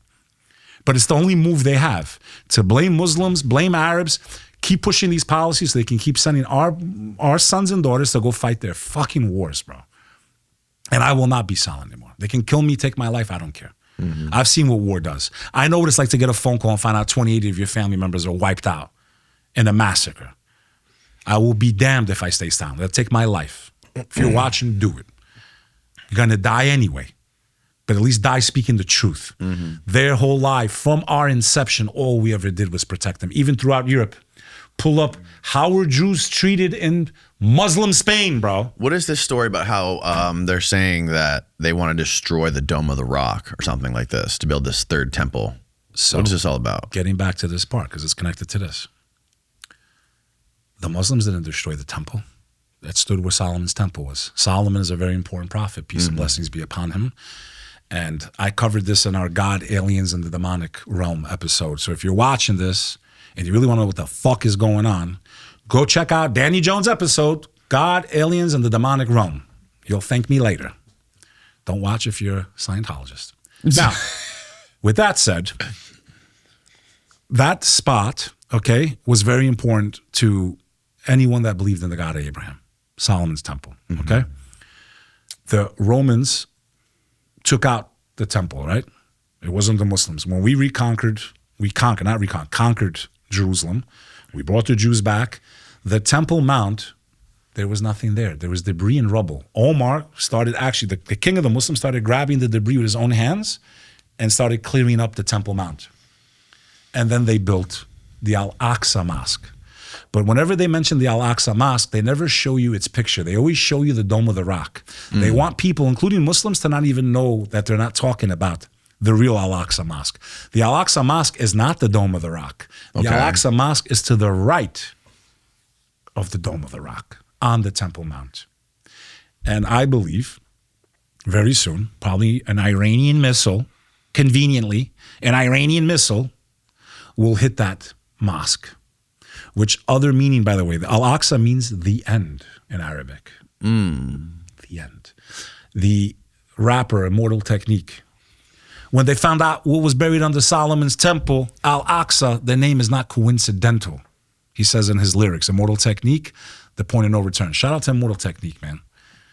You don't know me yet, but you will. I'm on Danny Jones' podcast. So show me the Al-Aqsa Mosque. So pull up the Temple Mount. I believe they had to fulfill the extremist of their religion. We're dealing with extremists, not all Jews. Right. Anyone that's saying all Jews are evil, you're fucking evil. Anyone saying all Muslims is evil, you're fucking evil. Anyone saying all Christians are evil, you're evil. Anyone put an entire population of race, nationality, or creed into one box, you are the problem with humanity. Actually, that is not. See, this is not the Al-Aqsa Mosque. What is that, the Dome of the Rock? Okay, yes, they always show these pictures instead, where the Al-Aqsa Mosque is that one, to the left of it. That's the It's tiny as fuck. Okay? Oh, it's not that It's tiny. the ancient mosque that was built on the rubble of the Solomon temple. So that's the third temple. That was destroyed by the Romans. So remember, the Muslims also believe in Solomon and David, peace be upon them. They weren't called Jews. There was no word for Jew back then. They were Israelites. We believe the Israelites submitted to the God of Abraham. We believe that the Israelites were given the word of God. They were chosen, as they say, but not above all of humanity. And we're all just goy. They were chosen by God, by Allah, Ilah, Elohim, was chosen by God to deliver the message to humanity. Abraham had two sons. This is Islam in a nutshell. One side was the Israelites. Okay. One side was the Arab nation, or what they call Hashem. We do believe that the Israelites were chosen by God, because Abraham was the father of the majority of the prophets. Peace and blessings be upon him. One of God's most beloved. Mm-hmm. He chose the Israelites to deliver the word. He sent them the Torah. He sent them the Psalms of David. And then he sent their greatest son, who they denied. He sent Jesus Christ. Peace and blessings be upon him. This who is was in the Quran? Messiah. Correct. Okay. Christ came with his gospel, which was his spoken word. The gospel was real, but we never had it preserved during his lifetime. It was compiled 40 to 300 years after his alleged crucifixion. Yeah, about 300 years, yeah. And regular common Christians didn't have access to the Bible until the printing press in the 1500s. Mm-hmm. So imagine being a follower of Christianity and you didn't even have access to your holy book until 1,500 years later. Mm-hmm. And we don't need to go down that wormhole, but it's, the way it was compiled. The Quran is a miracle, bro. Only an asshole can't see it. But where am I going with this? Because of their chopping John the Baptist's head off, peace and blessings be upon John the Baptist. He's one of the most righteous servants of God. He's mentioned by name in the Holy Quran. John the Baptist was killed, decapitated, and then they tried to humiliate the Messiah. When they did this, they were cut off from revelation. And then God crossed over to the other side of Abraham to deliver the final testament. That's what the Quran is. It's the last testament. We believe in the Old Testament. We believe in the Psalms of David. We believe in the gospel of Christ, which was not preserved. We know that the Torah was corrupted. We know that they changed the passages. Mm-hmm. And that is why we believe that the Quran is like the filter. It came last to rectify everything that came before it. And God made the book in such a way that anyone could memorize it. Ramadan just ended, Danny. And for 30 days, I stood in a mosque and watched. And even that guy, what's the guy's name again? Giorgiani. Admitted that the book has never changed since its inception. Mm-hmm. He says it on that episode you did with him. So I thank you for being truthful about that. And a kid can memorize it, bro. I met 21-year-olds that had just finished completing their certification, because you don't get to just call yourself a hafiz. A hafiz is someone, without looking at the Quran, can start from the first passage to the end, because of the way it's recited. Let's pull up. Well, that's the other thing that he was bringing up, was that it's a theocracy in the caliphate, right? Children are brought up in schools and they're taught the Quran. They're taught to memorize the Quran. They can wipe out the whole book. It's baked into education and it's baked into politics and government. But this is what you need to understand. That book can be memorized, which is why God left all the other books in our custody. I'm talking about humanity. Mm-hmm. And we altered passages and we changed things. Yeah, it's deceptive. Okay? It's counterintuitive. So we believe he compiled that book. It's not because I care to push Arab culture, okay, or any of that stuff. They're going to be judged twice as hard based on Islam because the book came in their language.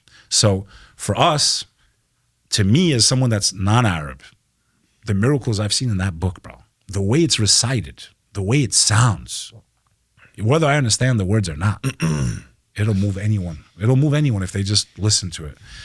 We know that final book came through the other side of Abraham. That's why when Muslims go to Mecca,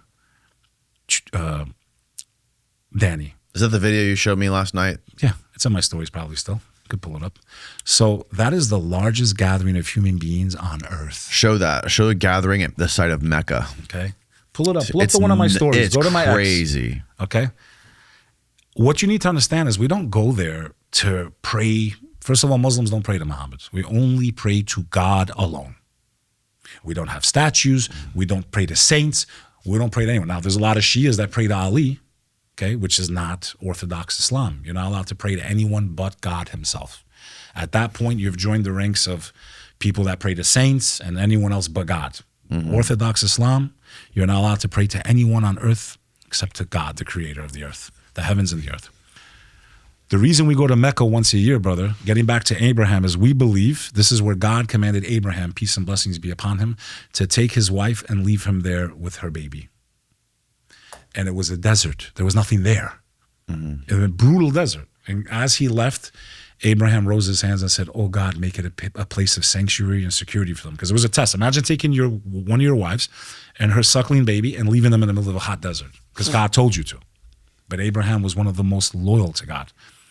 As he did that, she was searching. Pull up right there to the right. Go down, right. Okay? That one? Yes. This is the 1 largest. million Muslims. This is the largest, most powerful vortex in the world. That is fucking bananas. Everyone's dressed in white because in the sight of God, it doesn't matter what race you are, what color you are, how much money you have. When we all go back to him, we go with nothing, Danny Jones. The founder of OnlyFans couldn't bring $1 with him, could he, Danny? Yeah. This is a place that took a man like Malcolm X who hated anybody that wasn't white. He was racist against white people, and you can't blame him for living in that type of America. This is the crazy thing to me is that, you know, it's the, say what you want about it. It's a fact that it's the second biggest religion in the world. There's like 2 billion We're Muslims in the number world. one, brother. And the prophecies are true. And you think it's true that Islam will be the majority religion by 2075? Yes, it will. Christians are not having kids, bro. I have always said this. I wish America would be a Christian nation. I pray that America becomes a Christian nation. I pray they go back to morality and what the Bible teaches them, to have children, to be married, to not have sex out of wedlock, to not allow abomination. So when you have people like Charlie Kirk, may God have mercy on his soul, who was saying Islam is not compatible with the West. Well, what's the definition of the West? Is it to be 60% of our children born out of wedlock? Look at how society's going. Is that what we're trying to accept? Is it for our daughters to sell their pussies on OnlyFans? Is it to be a place of immorality completely? Is that the kind of world you want your kids to grow up in? No, definitely not. Okay. Is it a place where 90% of violent criminals don't know who their father is? We make music about it, they're laughing. Who's your daddy? You have Cardi B going, fuck him in, I get some money. This is what we want our children. So I don't know. If that's the West that Charlie Kirk is talking about. Point. I can say that, Islam's not compatible with the West, but we're compatible with Christianity. We're definitely compatible with Christianity. I pray this nation, and it's begun to. And that's the only thing that gives me hope, that Americans are returning back to the church. They're returning back to their Christian roots. But to say it was founded as a Christian nation, well, what version of Christianity? The first pilgrims that came here on the Mayflower were a sect of Protestantism that was being persecuted by other Protestants. So who was the founding member? And was it Christian-like to wipe out the natives completely? I mean, my question is, like, what are we talking about here? Are we going to be true to facts? Or are we only going to try to put shade on Islam and make it look in a way that's really not true to fact? So Europeans were massacring each other for centuries. Pull it up. Catholic and Protestant. How many people died in the 30-year war, in this war, in that war, all over Europe, starving to death, killing each other? Because one said, no, he's the son of God. No, someone said, no, he is God. Wiping each other out. Why am I saying this? It's not to ridicule the Christian. The point is, Christians didn't even get it ever. They've been fighting each other since inception. The Council of Nicaea happened because they were about to have a civil war within Christianity between Orthodox and Catholicism, okay? Because they couldn't agree. They wiped out the Ebionites, who were Christians that didn't even believe Jesus was God. They believed like we do, that he was a prophet. So how many died just in the 30-year war? Forget the entire history of Europe, because that's been going on forever. Now it doesn't happen anymore. Do you know why they don't have these problems anymore? Because none of them give a shit anymore about their faith. They're more worried about how to go into a brothel in Germany. Paradise Sauna, $75 to get in. You get a nice buffet. I've never been there, but I heard stories. 75 euros. You get buffet. They have slot machines. You get drinks. You can smoke hookah, and then you pick any girl you want, which, by the way, if you go to brothels, if you go to massage parlors, okay, strippers, for the most part, they're just fucking stupid, and they sell their souls. But if you go to massage parlors for happy endings, and you go to brothels, just know that 80 to 90% of those women are trafficked. Just know that you are raping those women, bro. 100%. Just because it's legal in Germany doesn't mean that the girls are not forced. They get kidnapped from all over the world, okay? That's true. And they're sold. So you're going in there as a man thinking you're going to have fun, but you're doing it at the expense of another woman's body, soul, mind, health, everything, bro. I really pray that those of you that are watching this, you will never step foot into a massage parlor that does happy endings, because that woman is an indentured servant. She has to do X amount of those things before they let her leave, if they ever even let her leave. I don't let men off the hook for these crimes, because if there wasn't anybody paying for these things wouldn't be happening to these women and children, and stuff like Epstein wouldn't be happening, right? How many people died in the 30-year war, bro? How many? Look at it. Tell me. 4.5 to 8 million lost their lives. The French Wars of Religion, scroll down, okay? Was this Christianity? I'm just asking. Was this Christianity? Is it Christianity right now that Ukrainians are Orthodox Christian and Russians are Orthodox Christian and they're wiping each other out? That's crazy to me. That should be uniting them, not making them kill each other. Right. So I don't blame Christianity for that. I blame people that call themselves these religions and they don't follow them. No more than a terrorist who commits a violent act that kills. If you kill an innocent person in Islam, you burn in hell forever. There's no 72 virgins, none of that. You will burn in hell forever. That's what Islam tells you. That's what God tells you. To save one life is as if you save the whole world. To take one life is as if you've killed the whole world. All the verses they quote in the news about Islam are defensive in nature, but they twist it in a way to make it look like it's the aggressor, like it's there to oppress you. And strike the non-believers and kill them wherever you can. It's talking about specific battles that happened. What does jihad mean? So the original term of jihad means to struggle. And the primary explanation that the Prophet gave for that word was the struggle a human being has within themselves to battle the darkness within yourself. That's the original terminology of that word. The secondary meaning was to battle when, the faith is on the line, right? To defend. You got to remember, the Prophet Muhammad and his followers were oppressed for 11 years. Not before they started attacking, before they started responding to the violence that was being committed against them. And it was a Christian kingdom that took them in. Ancient Abyssinia, which is today present-day Ethiopia, the Najasi, also known as the Negus, Negus, took in the first Muslims and gave them refuge while they were being murdered by their own people and their own families for not being pagan, for not worshiping a million gods. 11 years before the Muslims pushed back, when God gave the commandment, do not oppress, so don't be an oppressor, don't invade people, and do not be oppressed. Meaning you have a duty to stand against oppression and oppressors. You have a moral duty to stand against injustice. And I think we have that duty as Americans, even within our own borders, to see this level of corruption. That I had to change my tires twice already in New Jersey because of the potholes. As they take $26 out of my Easy Pass account to cross a bridge that my tax money and your tax money already paid for. That toll used to be $6 when I was 20 years old, Danny. I'm 43. Property tax, income tax. You got assholes talking about jizya tax. The Muslims have a tax. Bro, people would wish they had that tax, bro. Do you know what jizya tax was? No. You were under the Muslims. Pull it up, please. And please go back to the history of how the Jews were treated in in Muslim Spain, because it's important. It's all connected. To show the lies, to show the propaganda, to show the agenda, to make Christians focus on Muslims instead of those that have manipulated them, destroyed this nation from within, exported all our jobs to China. Okay, we can't let China off the hook either. Outsourced. Why did our families fight in the Korean War? Why did they fight in Vietnam? To fight against communism, right? And then we open the floodgates to a communist nation and make it a superpower that maybe one day we're going to have to fight, bro. Or maybe there won't even be a fight. So in the jizya system, anyone that is a non-Muslim would have a protected class, and all they have to pay is 2.5% of their total income to live freely amongst the Muslims, including Jews that were hunted down, massacred, murdered, treated like shit, as I proved earlier on this episode, that you can go verify yourselves.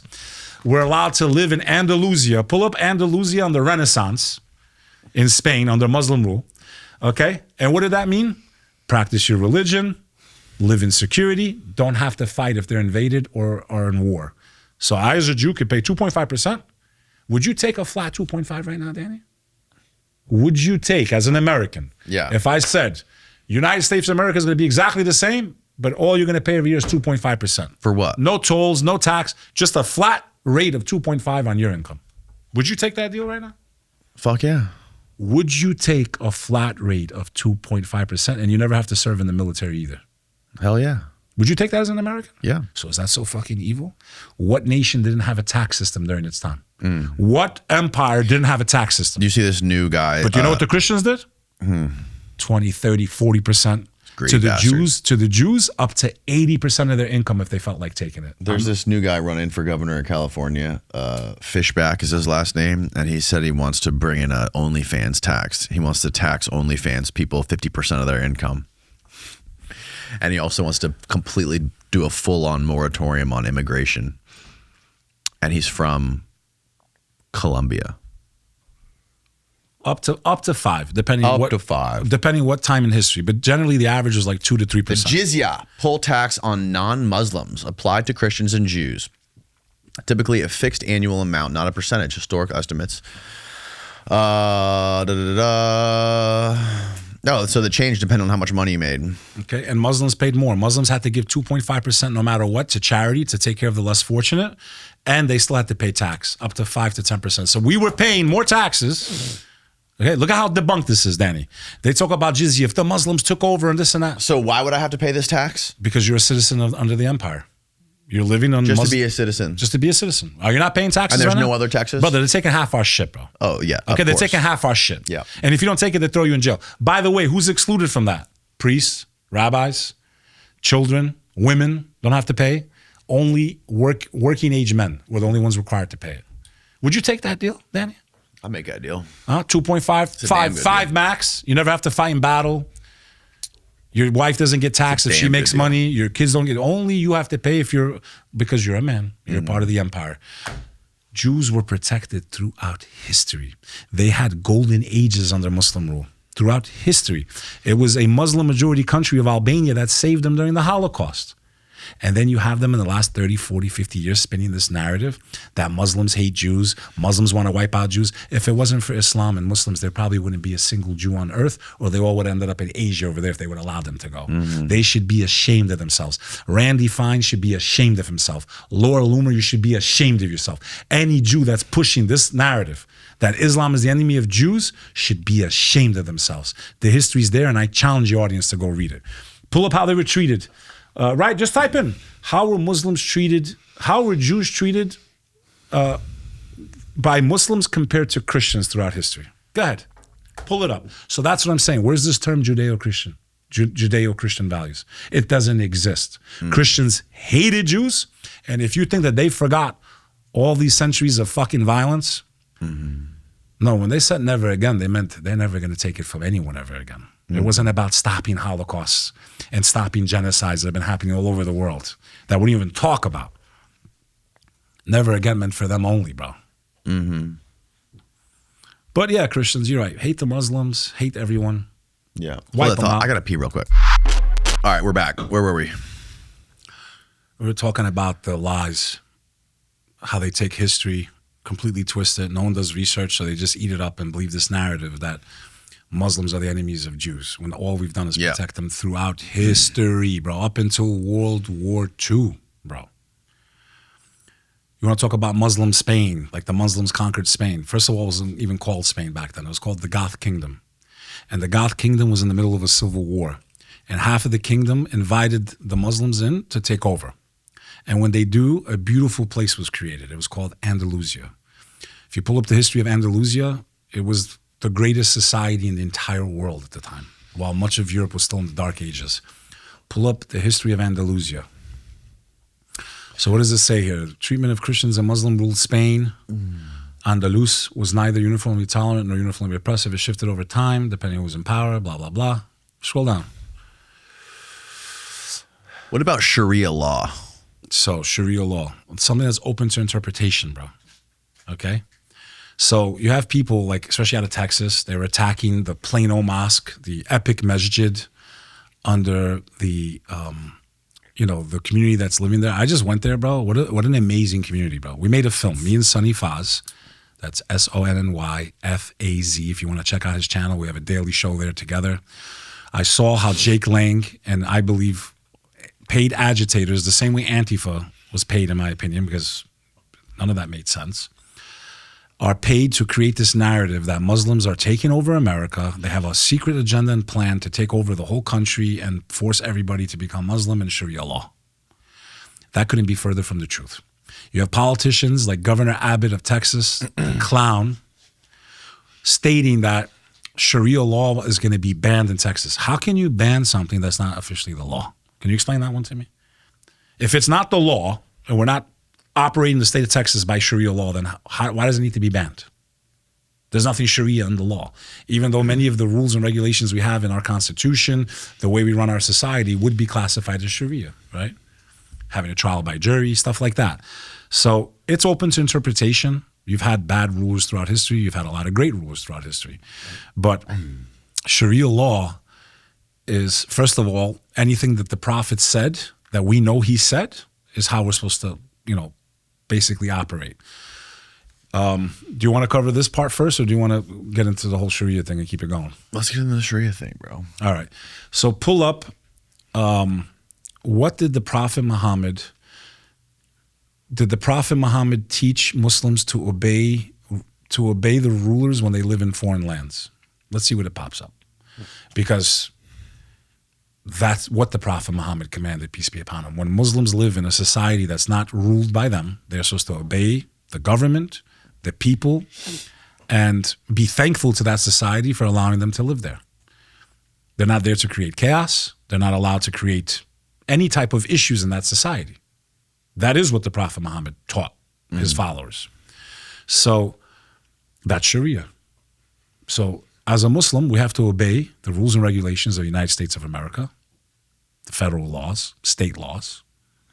And as long as we're allowed to practice our faith, we're not allowed to disrupt that society or destroy that society or try to make it get overthrown as they paint these false narratives in the media, again, to dehumanize Muslims, create hatred so Americans focus their energy more on Muslims than what the real fucking problem is. The lobbies, the unlimited terms in Senate and Congress. Is there a Muslim lobby? The endless laws. I think there is.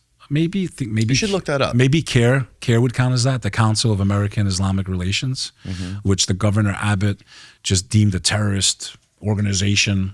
And their job is basically if Muslims are being attacked or defamed or dehumanized, they're supposed to help those people out. There are several organizations and coalitions in the USA that represent Muslim interests, often engaging in lobbying, civil rights advocacy, and political activism. They do not operate as a single monolithic lobby. The most prominent group is the Council on American Islamic Relations, CAIR. Yep, you were right. I promise you they're not spending the kind of money that AIPAC is. So in 2024, lobbyists spent $4.2 billion soliciting our Congress and Senate. $4.2 billion. By the way, speaking of outlawing prostitution, that's the most blatant form of prostitution there is. It's legal bribery, brother. It's legal bribery that has corrupted this nation from the inside out. It's why all of our industry and jobs ended out overseas. It's why our country entered the World Trade Organization. It's why so many countries got our military technology. Some of it was given willingly. Some of it was stolen. By the way, where's all of our great military black budget technology? I don't know. This war is fucked. We don't have any kind of crazy super gravity or. I'm sure we have crazy stuff, but if you use it, you wipe out all the civilians, right? Yeah. I'm pretty sure we have some crazy stuff. So could you pull up what did the Prophet Muhammad order Muslims to live peacefully in non-Muslim nations? Let's see. What did the Prophet teach us? I don't want to hear I want to hear what did the founder of the religion teach his followers. I have proven over the last 2 hours plus, Jews and Christians are protected, respected, not supposed to be oppressed. They paid a minimal tax to live freely in those societies. Okay, I've demonstrated it all with receipts. You're more than welcome to be educated for once in your life. Instead of consuming the goy slop. I love when people go, well, Trump, famous for saying, it's fake news. It's all fake news. I agree, Mr. President. It is all fake news. If it was fake enough for you and all the people that vow their allegiance to you, if something like that can be corrupt once, then it's corrupt for everything. Why should it be so crazy to think that I, as a Muslim, am telling you the same way you believe it's fake news for everything else when it's convenient for you? If it was fake for you, this Muslim is here to tell you that it's been fake about our religion since day one, bro. But ask yourself who controls that media and why would it be in their interests to dehumanize Arabs and Muslims so that they can send your sons and daughters to war in places like Iraq, Afghanistan, in places like Iran. Okay. So, by the way, I'm curious to know also. What do you teach? Let's cover this. It's important. Okay, let's cover it. What did he teach? Break it down for us, Bek. Muslims must live peacefully in non-Muslim countries in those exact terms. Let's go down. One of the clearest historical precedents is the migration. I mentioned this earlier of Abyssinia. Muhammad sent a group of his followers. They were being persecuted in Mecca. They were being killed by their own clansmen, their own families. And he said, go to this kingdom. There are righteous Christians. Even though he was not How Muslim. could the Quran command people to kill Christians, which it does not? Christians are never mentioned as infidels in the Holy Quran. Not a single passage are they referred to as the infidels. The infidels the Quran is talking about are the pagan Arabs that were trying to kill the first Muslims. You can only put it into context at that time, during those battles. It wasn't for the whole world. It wasn't for Muslim domination of the earth. It was for those battles during that time where their own people turned on them and tried to wipe them out. On the contrary, the Prophet Muhammad, peace be upon him, sent the first Muslims to ancient Abyssinia, where they were protected by a Christian king, a righteous Christian king known as the Najasi. If Islam was taught by the Prophet Muhammad to hate Christians and kill Christians, then why would he send his followers in the most crucial time to a Christian kingdom, bro? Does that make any sense to you, Danny Jones? Scroll down. God does not forbid you from being kind and just to those who do not fight you because of religion. Surah 68, meaning they fight you. Chapter 2, 256 of the Holy Quran, there is no compulsion in religion. There's no forcing people into faith. Surah 4, chapter 135, and stand firmly for justice even if it's against yourselves. Those are often interpreted to mean peaceful non-Muslims should be treated with fairness and respect. Coexistence is acceptable and expected, Danny Jones. Not world domination. We have a verse in the Quran called the chapter of the non-believers. And it goes like this. A'udhu billahi minash shaitani rajim. Bismillahir rahmanir rahim. That's how a white boy learns Arabic. To protect the book, the final testament of God. I don't understand Arabic, but I pray in its language to preserve the book. So what happened to the Old Testament, what happened to the gospel of Christ could not happen to the final testament. Every Muslim on earth sings and recites the book in Arabic, not because the Arabs are superior to us. The Prophet said an Arab is not superior to a non-Arab, a black over a white, except through piety, except for being righteous. That's what makes you better than someone, not their skin color, not what nation they were born to. God says in the Holy Quran, I could have made you all one nation, humanity, but I want to see how stupid you would be if I made you different colors. When meanwhile, we all bleed the same color inside, brother. Anyone that's racist can't call themselves a Christian, a Muslim, or a Jew because Adam and Eve gave life to every color and every people of the nation, of the world. So, important limitation, right? Peaceful coexistence emphasized where there's no persecution, right? So as long as you're not being murdered, hunted down, you have a right to defend yourself always, okay? And governments turn on their people all the time, brother, okay? And as long as you are allowed to practice your faith, which you are in this beautiful, amazing country of ours, okay? This beautiful, amazing nation where so many different people can come and we have this beautiful melting pot and fusion and different cultures and food. There's no reason for Muslims to rebel in America at all. It's forbidden because we're allowed to practice our faith. We're allowed to go to a mosque on Friday. But what does it do? God. We can open a halal restaurant. And all halal means is sanctioned by God. It means the animal, just like kosher, same exact term. They'll ban halal. If we started saying ban kosher, you'd be thrown in prison. You'd be called an anti-Semite. Meanwhile, halal follows the same exact structure as kosher, by the way. As far as how the animal is slaughtered, we believe God created certain animals to be eaten. The pig is not one of them. And it's not just because the pig can be considered filthy and has parasites. That animal cannot be slaughtered in a way where it does not suffer enormously compared to animals like the cow or the lamb or the chicken. When you cut the neck of a lamb or a sheep or a cow, they die instantly. They might have some spasms, but they die instantly, and all of their blood drains from the meat. What about pigs? Pigs, ask any butcher. They squeal. They die very close to like a human being would. Okay, they suffer enormously when they die. They were not created by their creator for consumption. It's not just about cleanliness with them. Animals have rights. Islam is very strict on how animals should be treated. Animals have the utmost respect in Islam because they're a gift from God. Trees have respect in the religion of Islam. You're not allowed to cut down a tree unless you absolutely need it.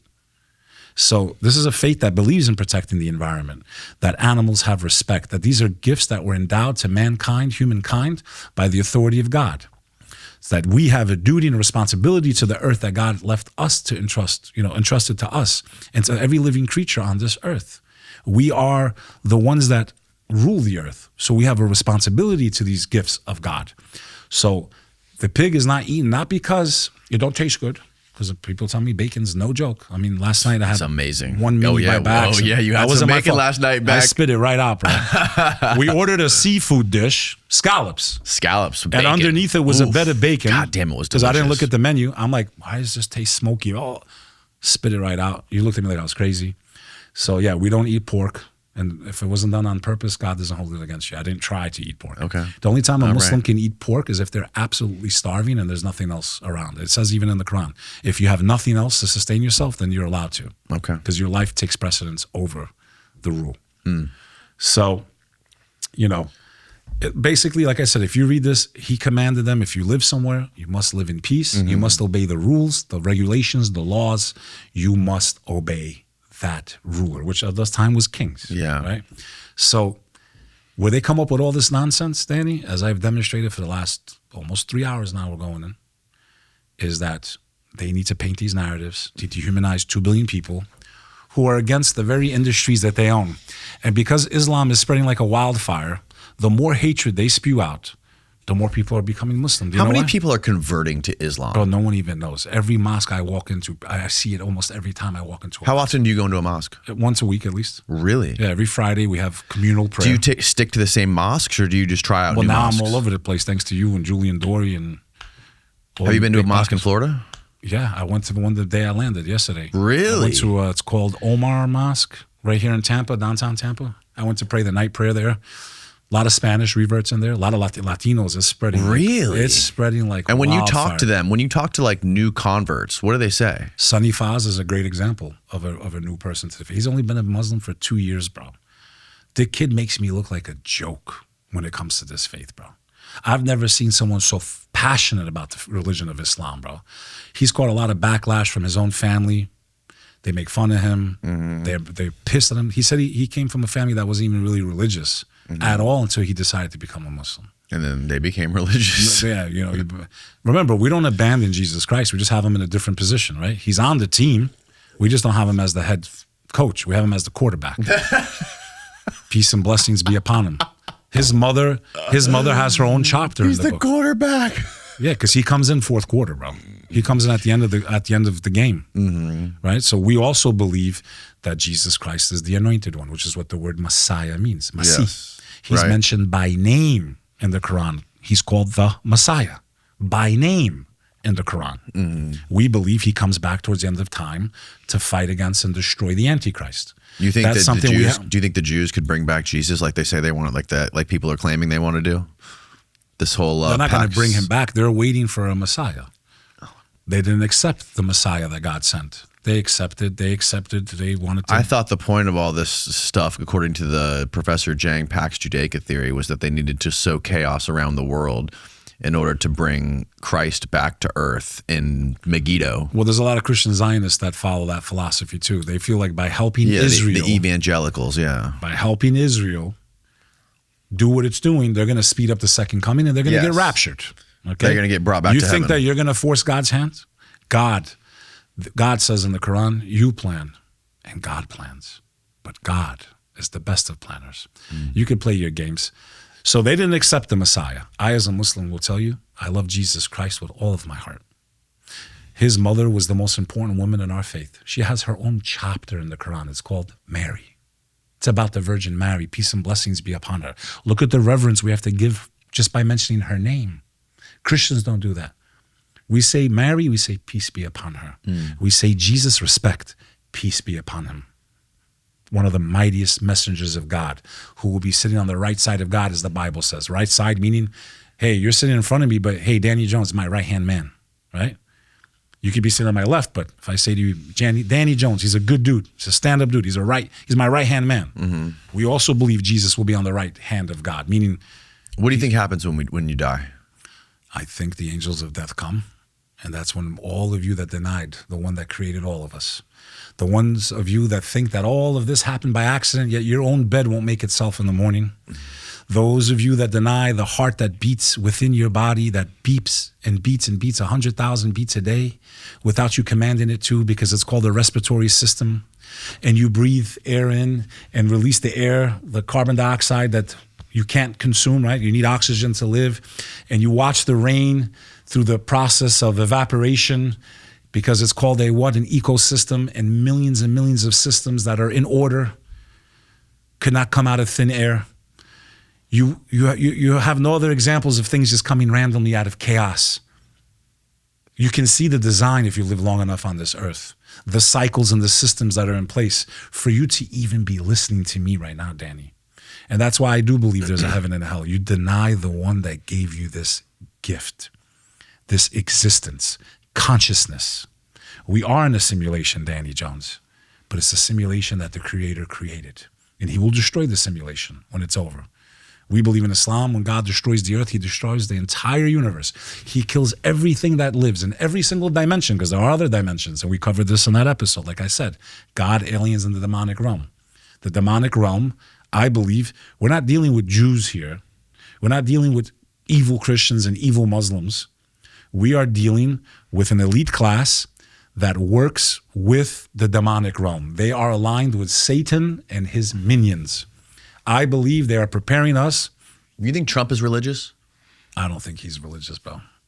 I think they're preparing us for an alien invasion, which is nothing more than what the Christians would call the bottomless pit, that they figured out a way scientifically to open a portal to the parallel dimension that they live in. And that these demons, which also shapeshift, that's why it's some of these explanations that people have, the reptilians, the Palladians, and all this fucking nonsense, and Billy Carson. Hey, don't talk mean about Billy Carson. Listen, I ain't talking mean. My man's delusional. Everything he thinks he's teaching people, we already had. I would call him more a Scientologist than anything else, in my opinion. In my opinion, because that's what they believe. Aliens created us and altered us. Okay? So us, people that believe in the God of Abraham, Christians, Muslims, and Jews, we believe in Satan. We believe in his army. We believe he declared war on humanity before God even blew the soul into Adam's body. Peace and blessings be upon him. The first human being that ever walked the earth. That even modern science says we all had one common ancestor. They can't rule it out, Danny Jones. They can't rule it out. What is Satan? Satan is a member of the jinn, a species that's created from a smokeless flame. Some of us have ideas and guesses that they're maybe made from some type of plasma or electric current. We don't know exactly, but God describes them as a smokeless flame. Angels are made from light. And us human beings, if you look at your skin, you'll see we're made from all the different colors of the earth. This is almost like a sand color. Mm-hmm. You have people that are literally, their skin is the color of the rich mud, right? I mean, literally every color of the red clay of the Indians. So God gave us authority over this earth. That species lived on earth before humanity fell from the heavens, when Adam fell from grace with Eve. They were on earth before us. The war was declared on humanity in the heavens, my brother. This battle's been going on ever since. And these people that we're talking about, I would not call them Jewish. These people are aligned with the demonic realm. You can call them Satanist. You can call them Illuminati. You can call them whatever the fuck you want. They go to Bohemian Grove to worship these beings. They do rituals that they probably did with Epstein to worship and show loyalty to this dimension. Mm-hmm. And much of the technology we have gotten is not alien in the way they're trying to make it sound. It's alien because it was passed down through black magic and rituals.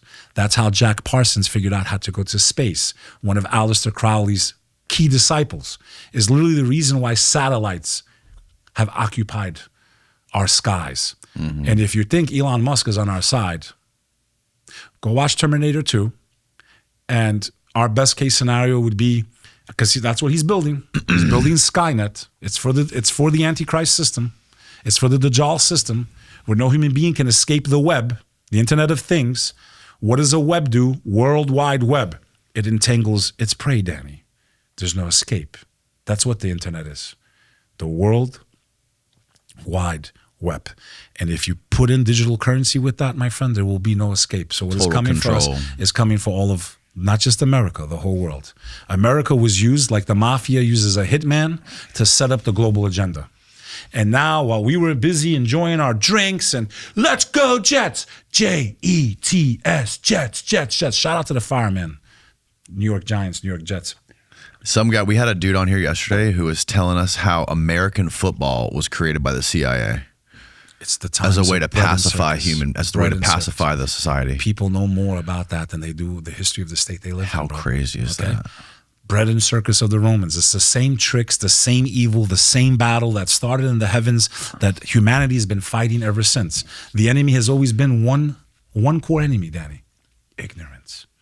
The first passage of the Quran, when the angel Gabriel grabbed the Prophet Muhammad, peace be upon him, and said, read. He was illiterate. He couldn't read and write. Read. He goes, I cannot read. Read. Recite. I cannot. Read in the name of your Lord, which created humanity from a clot of blood in the womb of your mother. Read, because your Creator teaches you that which you do not know. It is ignorance why we are where we are. People need to wake the fuck up. Don't listen to me. Go look at everything I talked about today. Go research it. You'll see for yourself. If, like I said earlier, he said fake news for everything. I'm telling you it's fake news. If it was fake news for Trump, I'm telling you as a Muslim that's lived in this country my whole life, it's fake news. But why is it fake news?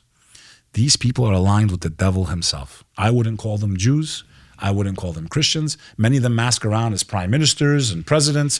Many of them mask themselves around as the most powerful people of CEOs, of big companies. They're all together, brother. This battle's been going on for a long, long time, bro. They always throw up their symbol, bro. The one eye. The Prophet Muhammad said, I will give you one sign of the Antichrist that no other prophet gave his nation. Because every prophet, based on Islam, God sent prophets and messengers throughout the earth, throughout time. We don't even know all their names. We know the key players. Noah of the Ark, Abraham, John the Baptist. We know all the big ones. But there's many prophets and messengers, we don't even know their names. All we know is that Muhammad was the last. He brought the final revelation, which is the Quran, right? So we know that they all warned their nations of the day of the end of times, and that there would be a man in human form that claims to be God himself. And he will come at a time when the world is in great chaos. I believe there's an agenda to create so much chaos and hatred towards the Jewish community that they're all forced to leave. And I don't want to lose my Jewish friends. And return to Israel. I don't want to lose my Jewish friends. Half of them are in Miami now. I don't want to lose my friends in Boca. I don't want to lose my brothers and sisters that I grew up with in Brooklyn. I don't want my cousins to maybe feel a certain way and leave. So we are living in a time where I believe the agenda is two-stage. You got to remember, they're also under propaganda, right? If I was Jewish, I would not blame them at all for the way they feel, bro. You're fed this narrative the entire time. Yeah. You think everybody wants to wipe you out. I clearly proved that we didn't. Christians, you have more to defend. We took care of them, bro. Proved it right here on your show. So I do believe there's an agenda to create such chaos. I think that's why it's coming out. I think they become so uncomfortable because everyone's starting, but they are, bro. And I feel horrible.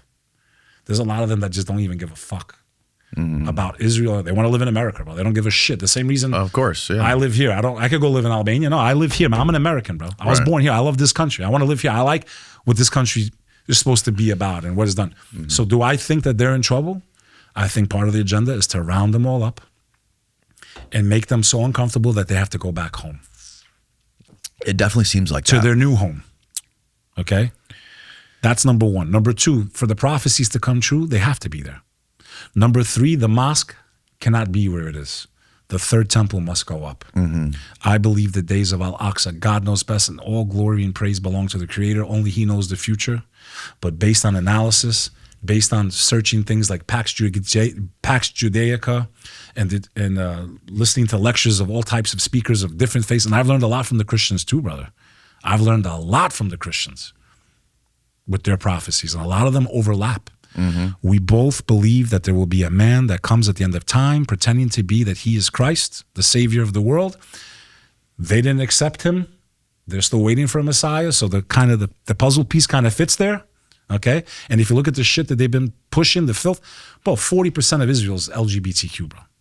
How are you religious? How are you following what Moses and Abraham Is that taught? true? 40% of Israel? I don't know. How much people pull it up, please? Because I don't want to get... That's a huge amount.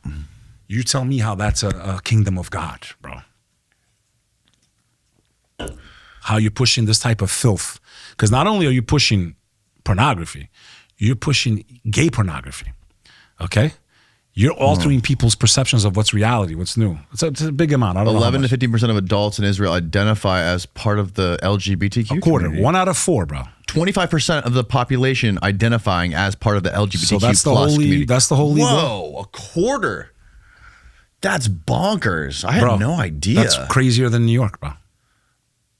Oh yeah, I never asked you about Mamdani. He's not Muslim, bro. He's not Muslim. Allah knows best. He's not. No. What is he? First of all, he's of the Shia faith, which is a minority sect, okay? And he's not even following their version of Islam. You can't say you're a Muslim and sell it. He wrote a tweet the other day. I forgot. It was like 2-3 days ago. We need to celebrate the LGBTQ. Like, celebrate. You cannot be a Muslim and celebrate that lifestyle. I got nothing So he's against. not a real Muslim. Bro, to my understanding, Soros pumped a shitload of money into his campaign. Soros? Pull it up, bro. Oh, isn't he Jewish in origin? Pull it up. Did Soros Mamdani. Did Soros? Some of his largest donors were Jewish. Really? Explain that to me. If he's such a threat to Jews, and I believe he's in power, so if a false flag happens, Muslim mayor in power, the rest is history. To what campaign? Mamdani Mamdani. and Soros. Just type in Mamdani Soros. Let's see if they even Soros. met together. Let's see if they even have a picture together. Just type in Mamdani Soros So I think connection. he was set up because you don't get to become mayor of New York unless you're very powerful and have a lot of money. Ooh, how much? Ooh, George Soros did not directly donate to Zohran Mamdani's 2025 NYC mayoral campaign, but his philanthropic network, the Open Society Foundation, indirectly supported him by funneling over $37 million to left-wing groups. Allahu such Akbar. as Allahu Akbar. that ran field operations. An atheist, a guy that wants to destroy the world, a guy that funds pride parades, LGBTQ movements. Okay, you explain to me. And a Jew. I don't consider George Soros a Jew. He might be ethnically what you would classify as a Jew. Ethnically Jewish, yeah. Okay, calls himself that, but this is a guy that was rounding up Jews and throwing them into ovens. Bro. Exactly, Okay, right. So this is what I'm saying. I don't have any hatred towards Jews. I don't have any hatred towards anybody. There are radicals in every group of people in the world. There's radicals in sports events, Danny. Giants fans will kill Philly fans and vice versa. There's extremists in every group on earth. Philly fans Yet they are the only worst. want to try to make you focus on the few rotten apples of 2 billion people. I promise you, if 2 billion people were bloodthirsty, we'd have big fucking problems, bro.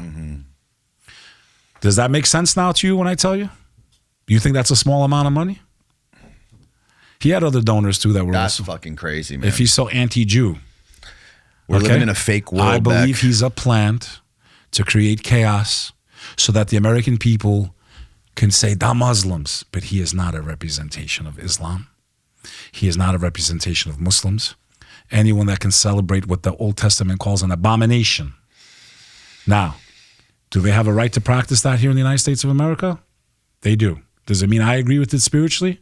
I don't. Do I have friends of that community? Bro, I'm not going to lie. They're fucking hilarious. Some of them are awesome. Like, I have a lot of friends that are. And to me, when people go, "Do you hate gay people?" No. I'm happy. You know why? What's Mamdani's? What Mamdani does he talk about? If Oh, he, he's in. His mom was in the Epstein files. Does by the he way, practice did you know for- his mom was in the Epstein files? Yeah, I saw that. So let me say this: do you hate gay people? No, it's less competition for me. If George Michaels was straight, bro, there wouldn't have been a single woman left on earth, bro. Does Mamdani practice Islam? He doesn't practice shit. I'm curious to see what he says, though. Yes, Mamdani, Democratic New York mayoral candidate, identifies as Shia Muslim and has openly embraced his faith during his campaign. Less Has than highlighted his Muslim 10% identity. of Muslims. Fasted during Ramadan, Beck. Less than 10% He visits of Muslims. mosques. Yeah, it's all show, bro. Less than 10% of Muslims are Shia. And Iran That is would be Shia, the right? equivalent of being a Jehovah's Witness or even a Right. Mormon. Right. I don't even know how many Mormons there are. It's probably even so. It's funny to me, bro. People can't go. We have 20-second TikTok brains. I'm giving you receipts, bro. They've set the stage. Muslim mayor. We got a horrible reputation. They hired the #1 PR company in the world to try to clean up our greatest ally's image. And they told them, we can't fix it. It's too late. The only thing we can do is try to make the Muslims look worse than you guys. To me, seeing Laura Loomer's tweet, all these other people talking about it, Congress people that only want to distract. They don't care about Epstein. They don't care about justice for the world that was shut down, for our relatives that were taken out when the world closed in 2019 with that sickness that spread throughout the earth. Everyone voted for Trump thinking Fauci's going to be in handcuffs. Yeah. My man sped up the process, bro. Operation Warp Speed, bro. Operation Warp Speed, controlled op to make you think you had a chance. There's no one coming to save America. The only people that can save America are Americans. Remembering what this country is supposed to stand for. Remembering our rights and our Constitution, no matter what. The First and Second Amendment. Because if we lose those two, nothing else matters, my American brothers and sisters. I promise you it's not the Muslims that are coming to take that away from you. It is your God-given right to defend your family, your property, and your freedom. And don't you ever surrender those rights.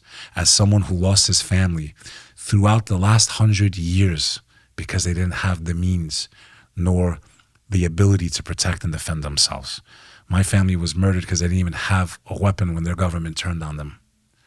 I beg you, my American brothers and sisters, whatever the news is telling you to focus on should be the opposite. If you haven't figured that out, you're not going to make it to the last level of Jumanji. I got a newsflash for you. You're just not going to make it, bro.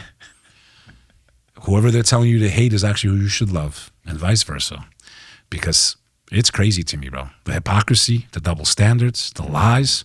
Imagine being me, Danny. And you're sitting here, you just see this shit all day on the news. I'm like, but that's not what my religion teaches me. That's not what my faith teaches me. That's not what the Prophet Muhammad taught us. And you're just sitting there watching this like every day, bro. It's very painful. Like I said, I never want to talk about these things. But I know where it all goes, bro. It goes to Armageddon. It goes to a war that's going to make World War III look like a joke. It goes to the annihilation of the majority of this world. It goes to, I believe it's going to go down that path. We're not going to be the superpower anymore. There's something also known as Gog and Magog. It's in the Old Testament. Oh, yeah. In the Quran, it's called Yajuj and Majuj, a very evil people that take over the entire earth, and they create chaos. And only Christ defeats them in the end with the power of God. Where are you going if America falls? I don't think we survive, brother. What? I think red flashes. I don't think we make it out of this. There's no mentioning of this place anywhere in the scriptures, bro. Yet how many signs the Prophet Muhammad gave that came true? He said, soon the shepherds of our people, the Arabs, they're in the middle of the desert, nothing there, will compete with one another to make buildings that touch the sky. And when one builds one, the other will say, I'll make one even bigger. We're all the greatest skyscrapers in the world. These are his words, Danny Jones. You tell me how an illiterate Arab in pre-ancient Arabia, okay, illiterate, could have known that specifically. He said that men will marry men. Wait, what's the answer? Is it Dubai or New York? It's Dubai, bro. It's Dubai, yeah, that's what I thought. And Mecca, Saudi Arabia, they're building massive towers. They're going back and forth. Qatar, Dubai. Okay, they're building the biggest structures on earth in the same exact place that he said it would happen. How did he know? How did he know if he wasn't? Well, maybe the people that are building those towers are reading the Quran, trying to fulfill a prophecy.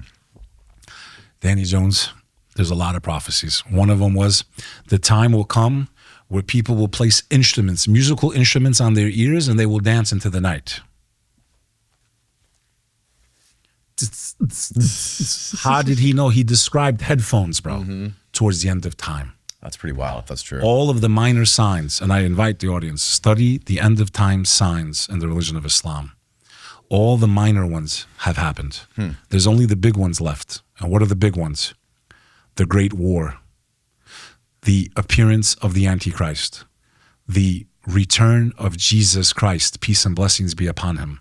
When the great signs start, it is too late to become a believer in God because you didn't believe without the signs. So my message to the Christian audience is we both believe Christ will be king when he returns to the earth. We both believe in one that will claim to be him and to deceive humanity and lead them into the fires of hell.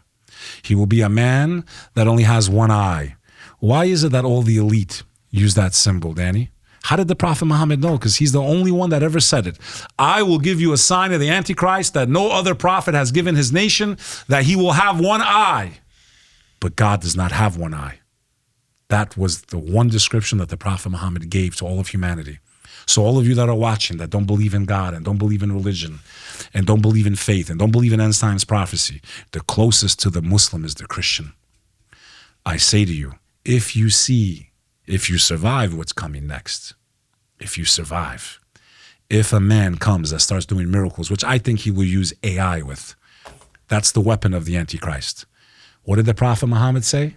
He will have one eye. A-I. How many eyes did he have? He only had AI. He only had one eye. Yeah. He's building Skynet over our heads, bro, and we're cheering him on. Yeah. Skynet, bro. Starlink over our heads, bro. There will be nowhere to escape. Crypto takes over. Dollars on its way out. All fiat currency. That's why America has to fall. This is a global agenda. It's the final act. They need America. America was the hitman to set up the board for globalism. Mm-hmm. And now what does the mafia do? Once they take out everyone, they got to take out the hitman. We were too busy enjoying our beers and bitches and football while they were building this system, and our rights were being taken away from us as Americans and people of the West. And the UK is horrible right now. Australia is horrible right now. They can't even speak certain things. It's but crazy. They get arrested. It's insane. So I ask you as a Westerner, and I as a Muslim who lives in the West, I love this nation. I could go live in those countries. I don't want to live there. I want to live in America. I like being next to non-Muslims and people of different cultures and religions. There's been nothing like this on the face of the planet. So we're losing our freedoms. We're losing our rights. So our time is running out because now the globalists, they don't need us anymore. And they want to wipe us out because now our freedom, Danny Jones, is standing in the way of their master plan. We don't have years left. We have months left. I hope you're wrong about that. Months left, in my opinion. God knows best. I think there's going to be energy lockdowns and chaos and mayhem and total financial collapse. And I've been not just saying it now. I've been saying this for a couple of years now. I said this on your show. I said this on Julian Dory's show. The only other person that I'm like impressed with that I've seen speak this way is Sam Tripoli. I got to watch Kurt's episode, but I know he knows his shit too because I listen to him on Jim Dore a lot. So these are people that are awake, that understand. And it's not about Jew, Christian, and Muslim. There are people disguised as Jews, I think, disguised as Muslims, disguised as Christians that are evil, that are aligned with the demonic realm, and that's what the fuck is going on. The cat's out of the bag. There's no aliens. We are the aliens. We were the one cast down. They lived on this earth before us, and they don't like us, Julian. They don't like us. They want to destroy as many of us call as me they Julian? can. Sorry, my bad. How fucking dare you? Kill me. My bad, because I was thinking about clips. Sorry, man. Freudian slip. Bek Lover, Julian. you are a national treasure, brother. And we also need to remind people before we wrap up, Epstein was not a Muslim. Yeah. And please check out the film, brother, by the way. We will. If you can pull it out. It's called We Explore the Muslim Invasion of America. It's on Sunny Faz's channel. They took down the first one. It was only up for 3 months. We were trending on X when we went on the Hodge Twins. They took down the film. They don't want people to see it. We debunked Jake Lang. I met Nick Shirley down in Plano, Texas. We went to Dearborn, Michigan. I swear to God, I lied to you not, Danny. All we do is put on the camera and show people what was going on there. I met with the mayor of Dearborn in Dearborn Heights, which is in the news a lot right now. Okay, again, they're targeting that community. They're painting this story that bro, it was more America than anywhere else I've been, bro. They had strip club on the main street. Imagine a place that's under Sharia. I interviewed local residents that were not Muslim. How is it living amongst all these Muslims? What city is this? Dearborn, Michigan. Dearborn, Michigan. Okay? Where Jake Lang was going with his hate protests against Muslims. And he doesn't have any real followers, bro. He's got like 30, 40 fucking What's losers. the story with Nick Shirley? He's like working for the administration or something? He did the Somali fraud, which he never once He's did never Nick said Shirley he's pick never up said his phone and give a timestamp and date. Basic journalism. He's also never said a goddamn thing about Epstein. Nothing, huh? Nope, not That's one thing. crazy, dude. Same, yeah. Nothing? It's wild. Nothing. What else you want to know, bro? Right, that's what I'm saying. What else you want to know? Jake Lang, heavily Jewish, in my opinion. He's in pictures with the Teflon. He's doing the rituals that they do. To my understanding, I think his sister served in forces over there. Acting like he's a Christian. In my opinion, he's not a Christian. You can't preach what he's preaching and call yourself a Christian. We ambushed him with the Epstein sign. Epstein wasn't Muslim. And we exposed. Because why is he parading around like a Christian, trying to instigate hatred between Christians and Muslims? That's what he's doing. That's what he's trying to do. Our film debunks it. Go to the Sunny Faz channel, SONNYFAZ. Check out the film. Sunny, this one right here. This one. We investigated the Muslim invasion of America. It's right there. Okay, cool. Okay, we just got it back up. This is the guy who just went on Julian's show with you. Yeah, we just got it back up, and they took it down. It was like 500,000 views. We just got it back up. Go check out the film. Yeah. You're gonna see for yourselves. It's all fucking lies, Danny. That's all I got to say. My name's Bek Lover. You can check me out on Instagram at BEK Lover NYC or go to beklover.com. Bitches. Love you, bro. Bek, you're the man. Thank You're you so the man, much. bro. This has been incredible. Good night, world.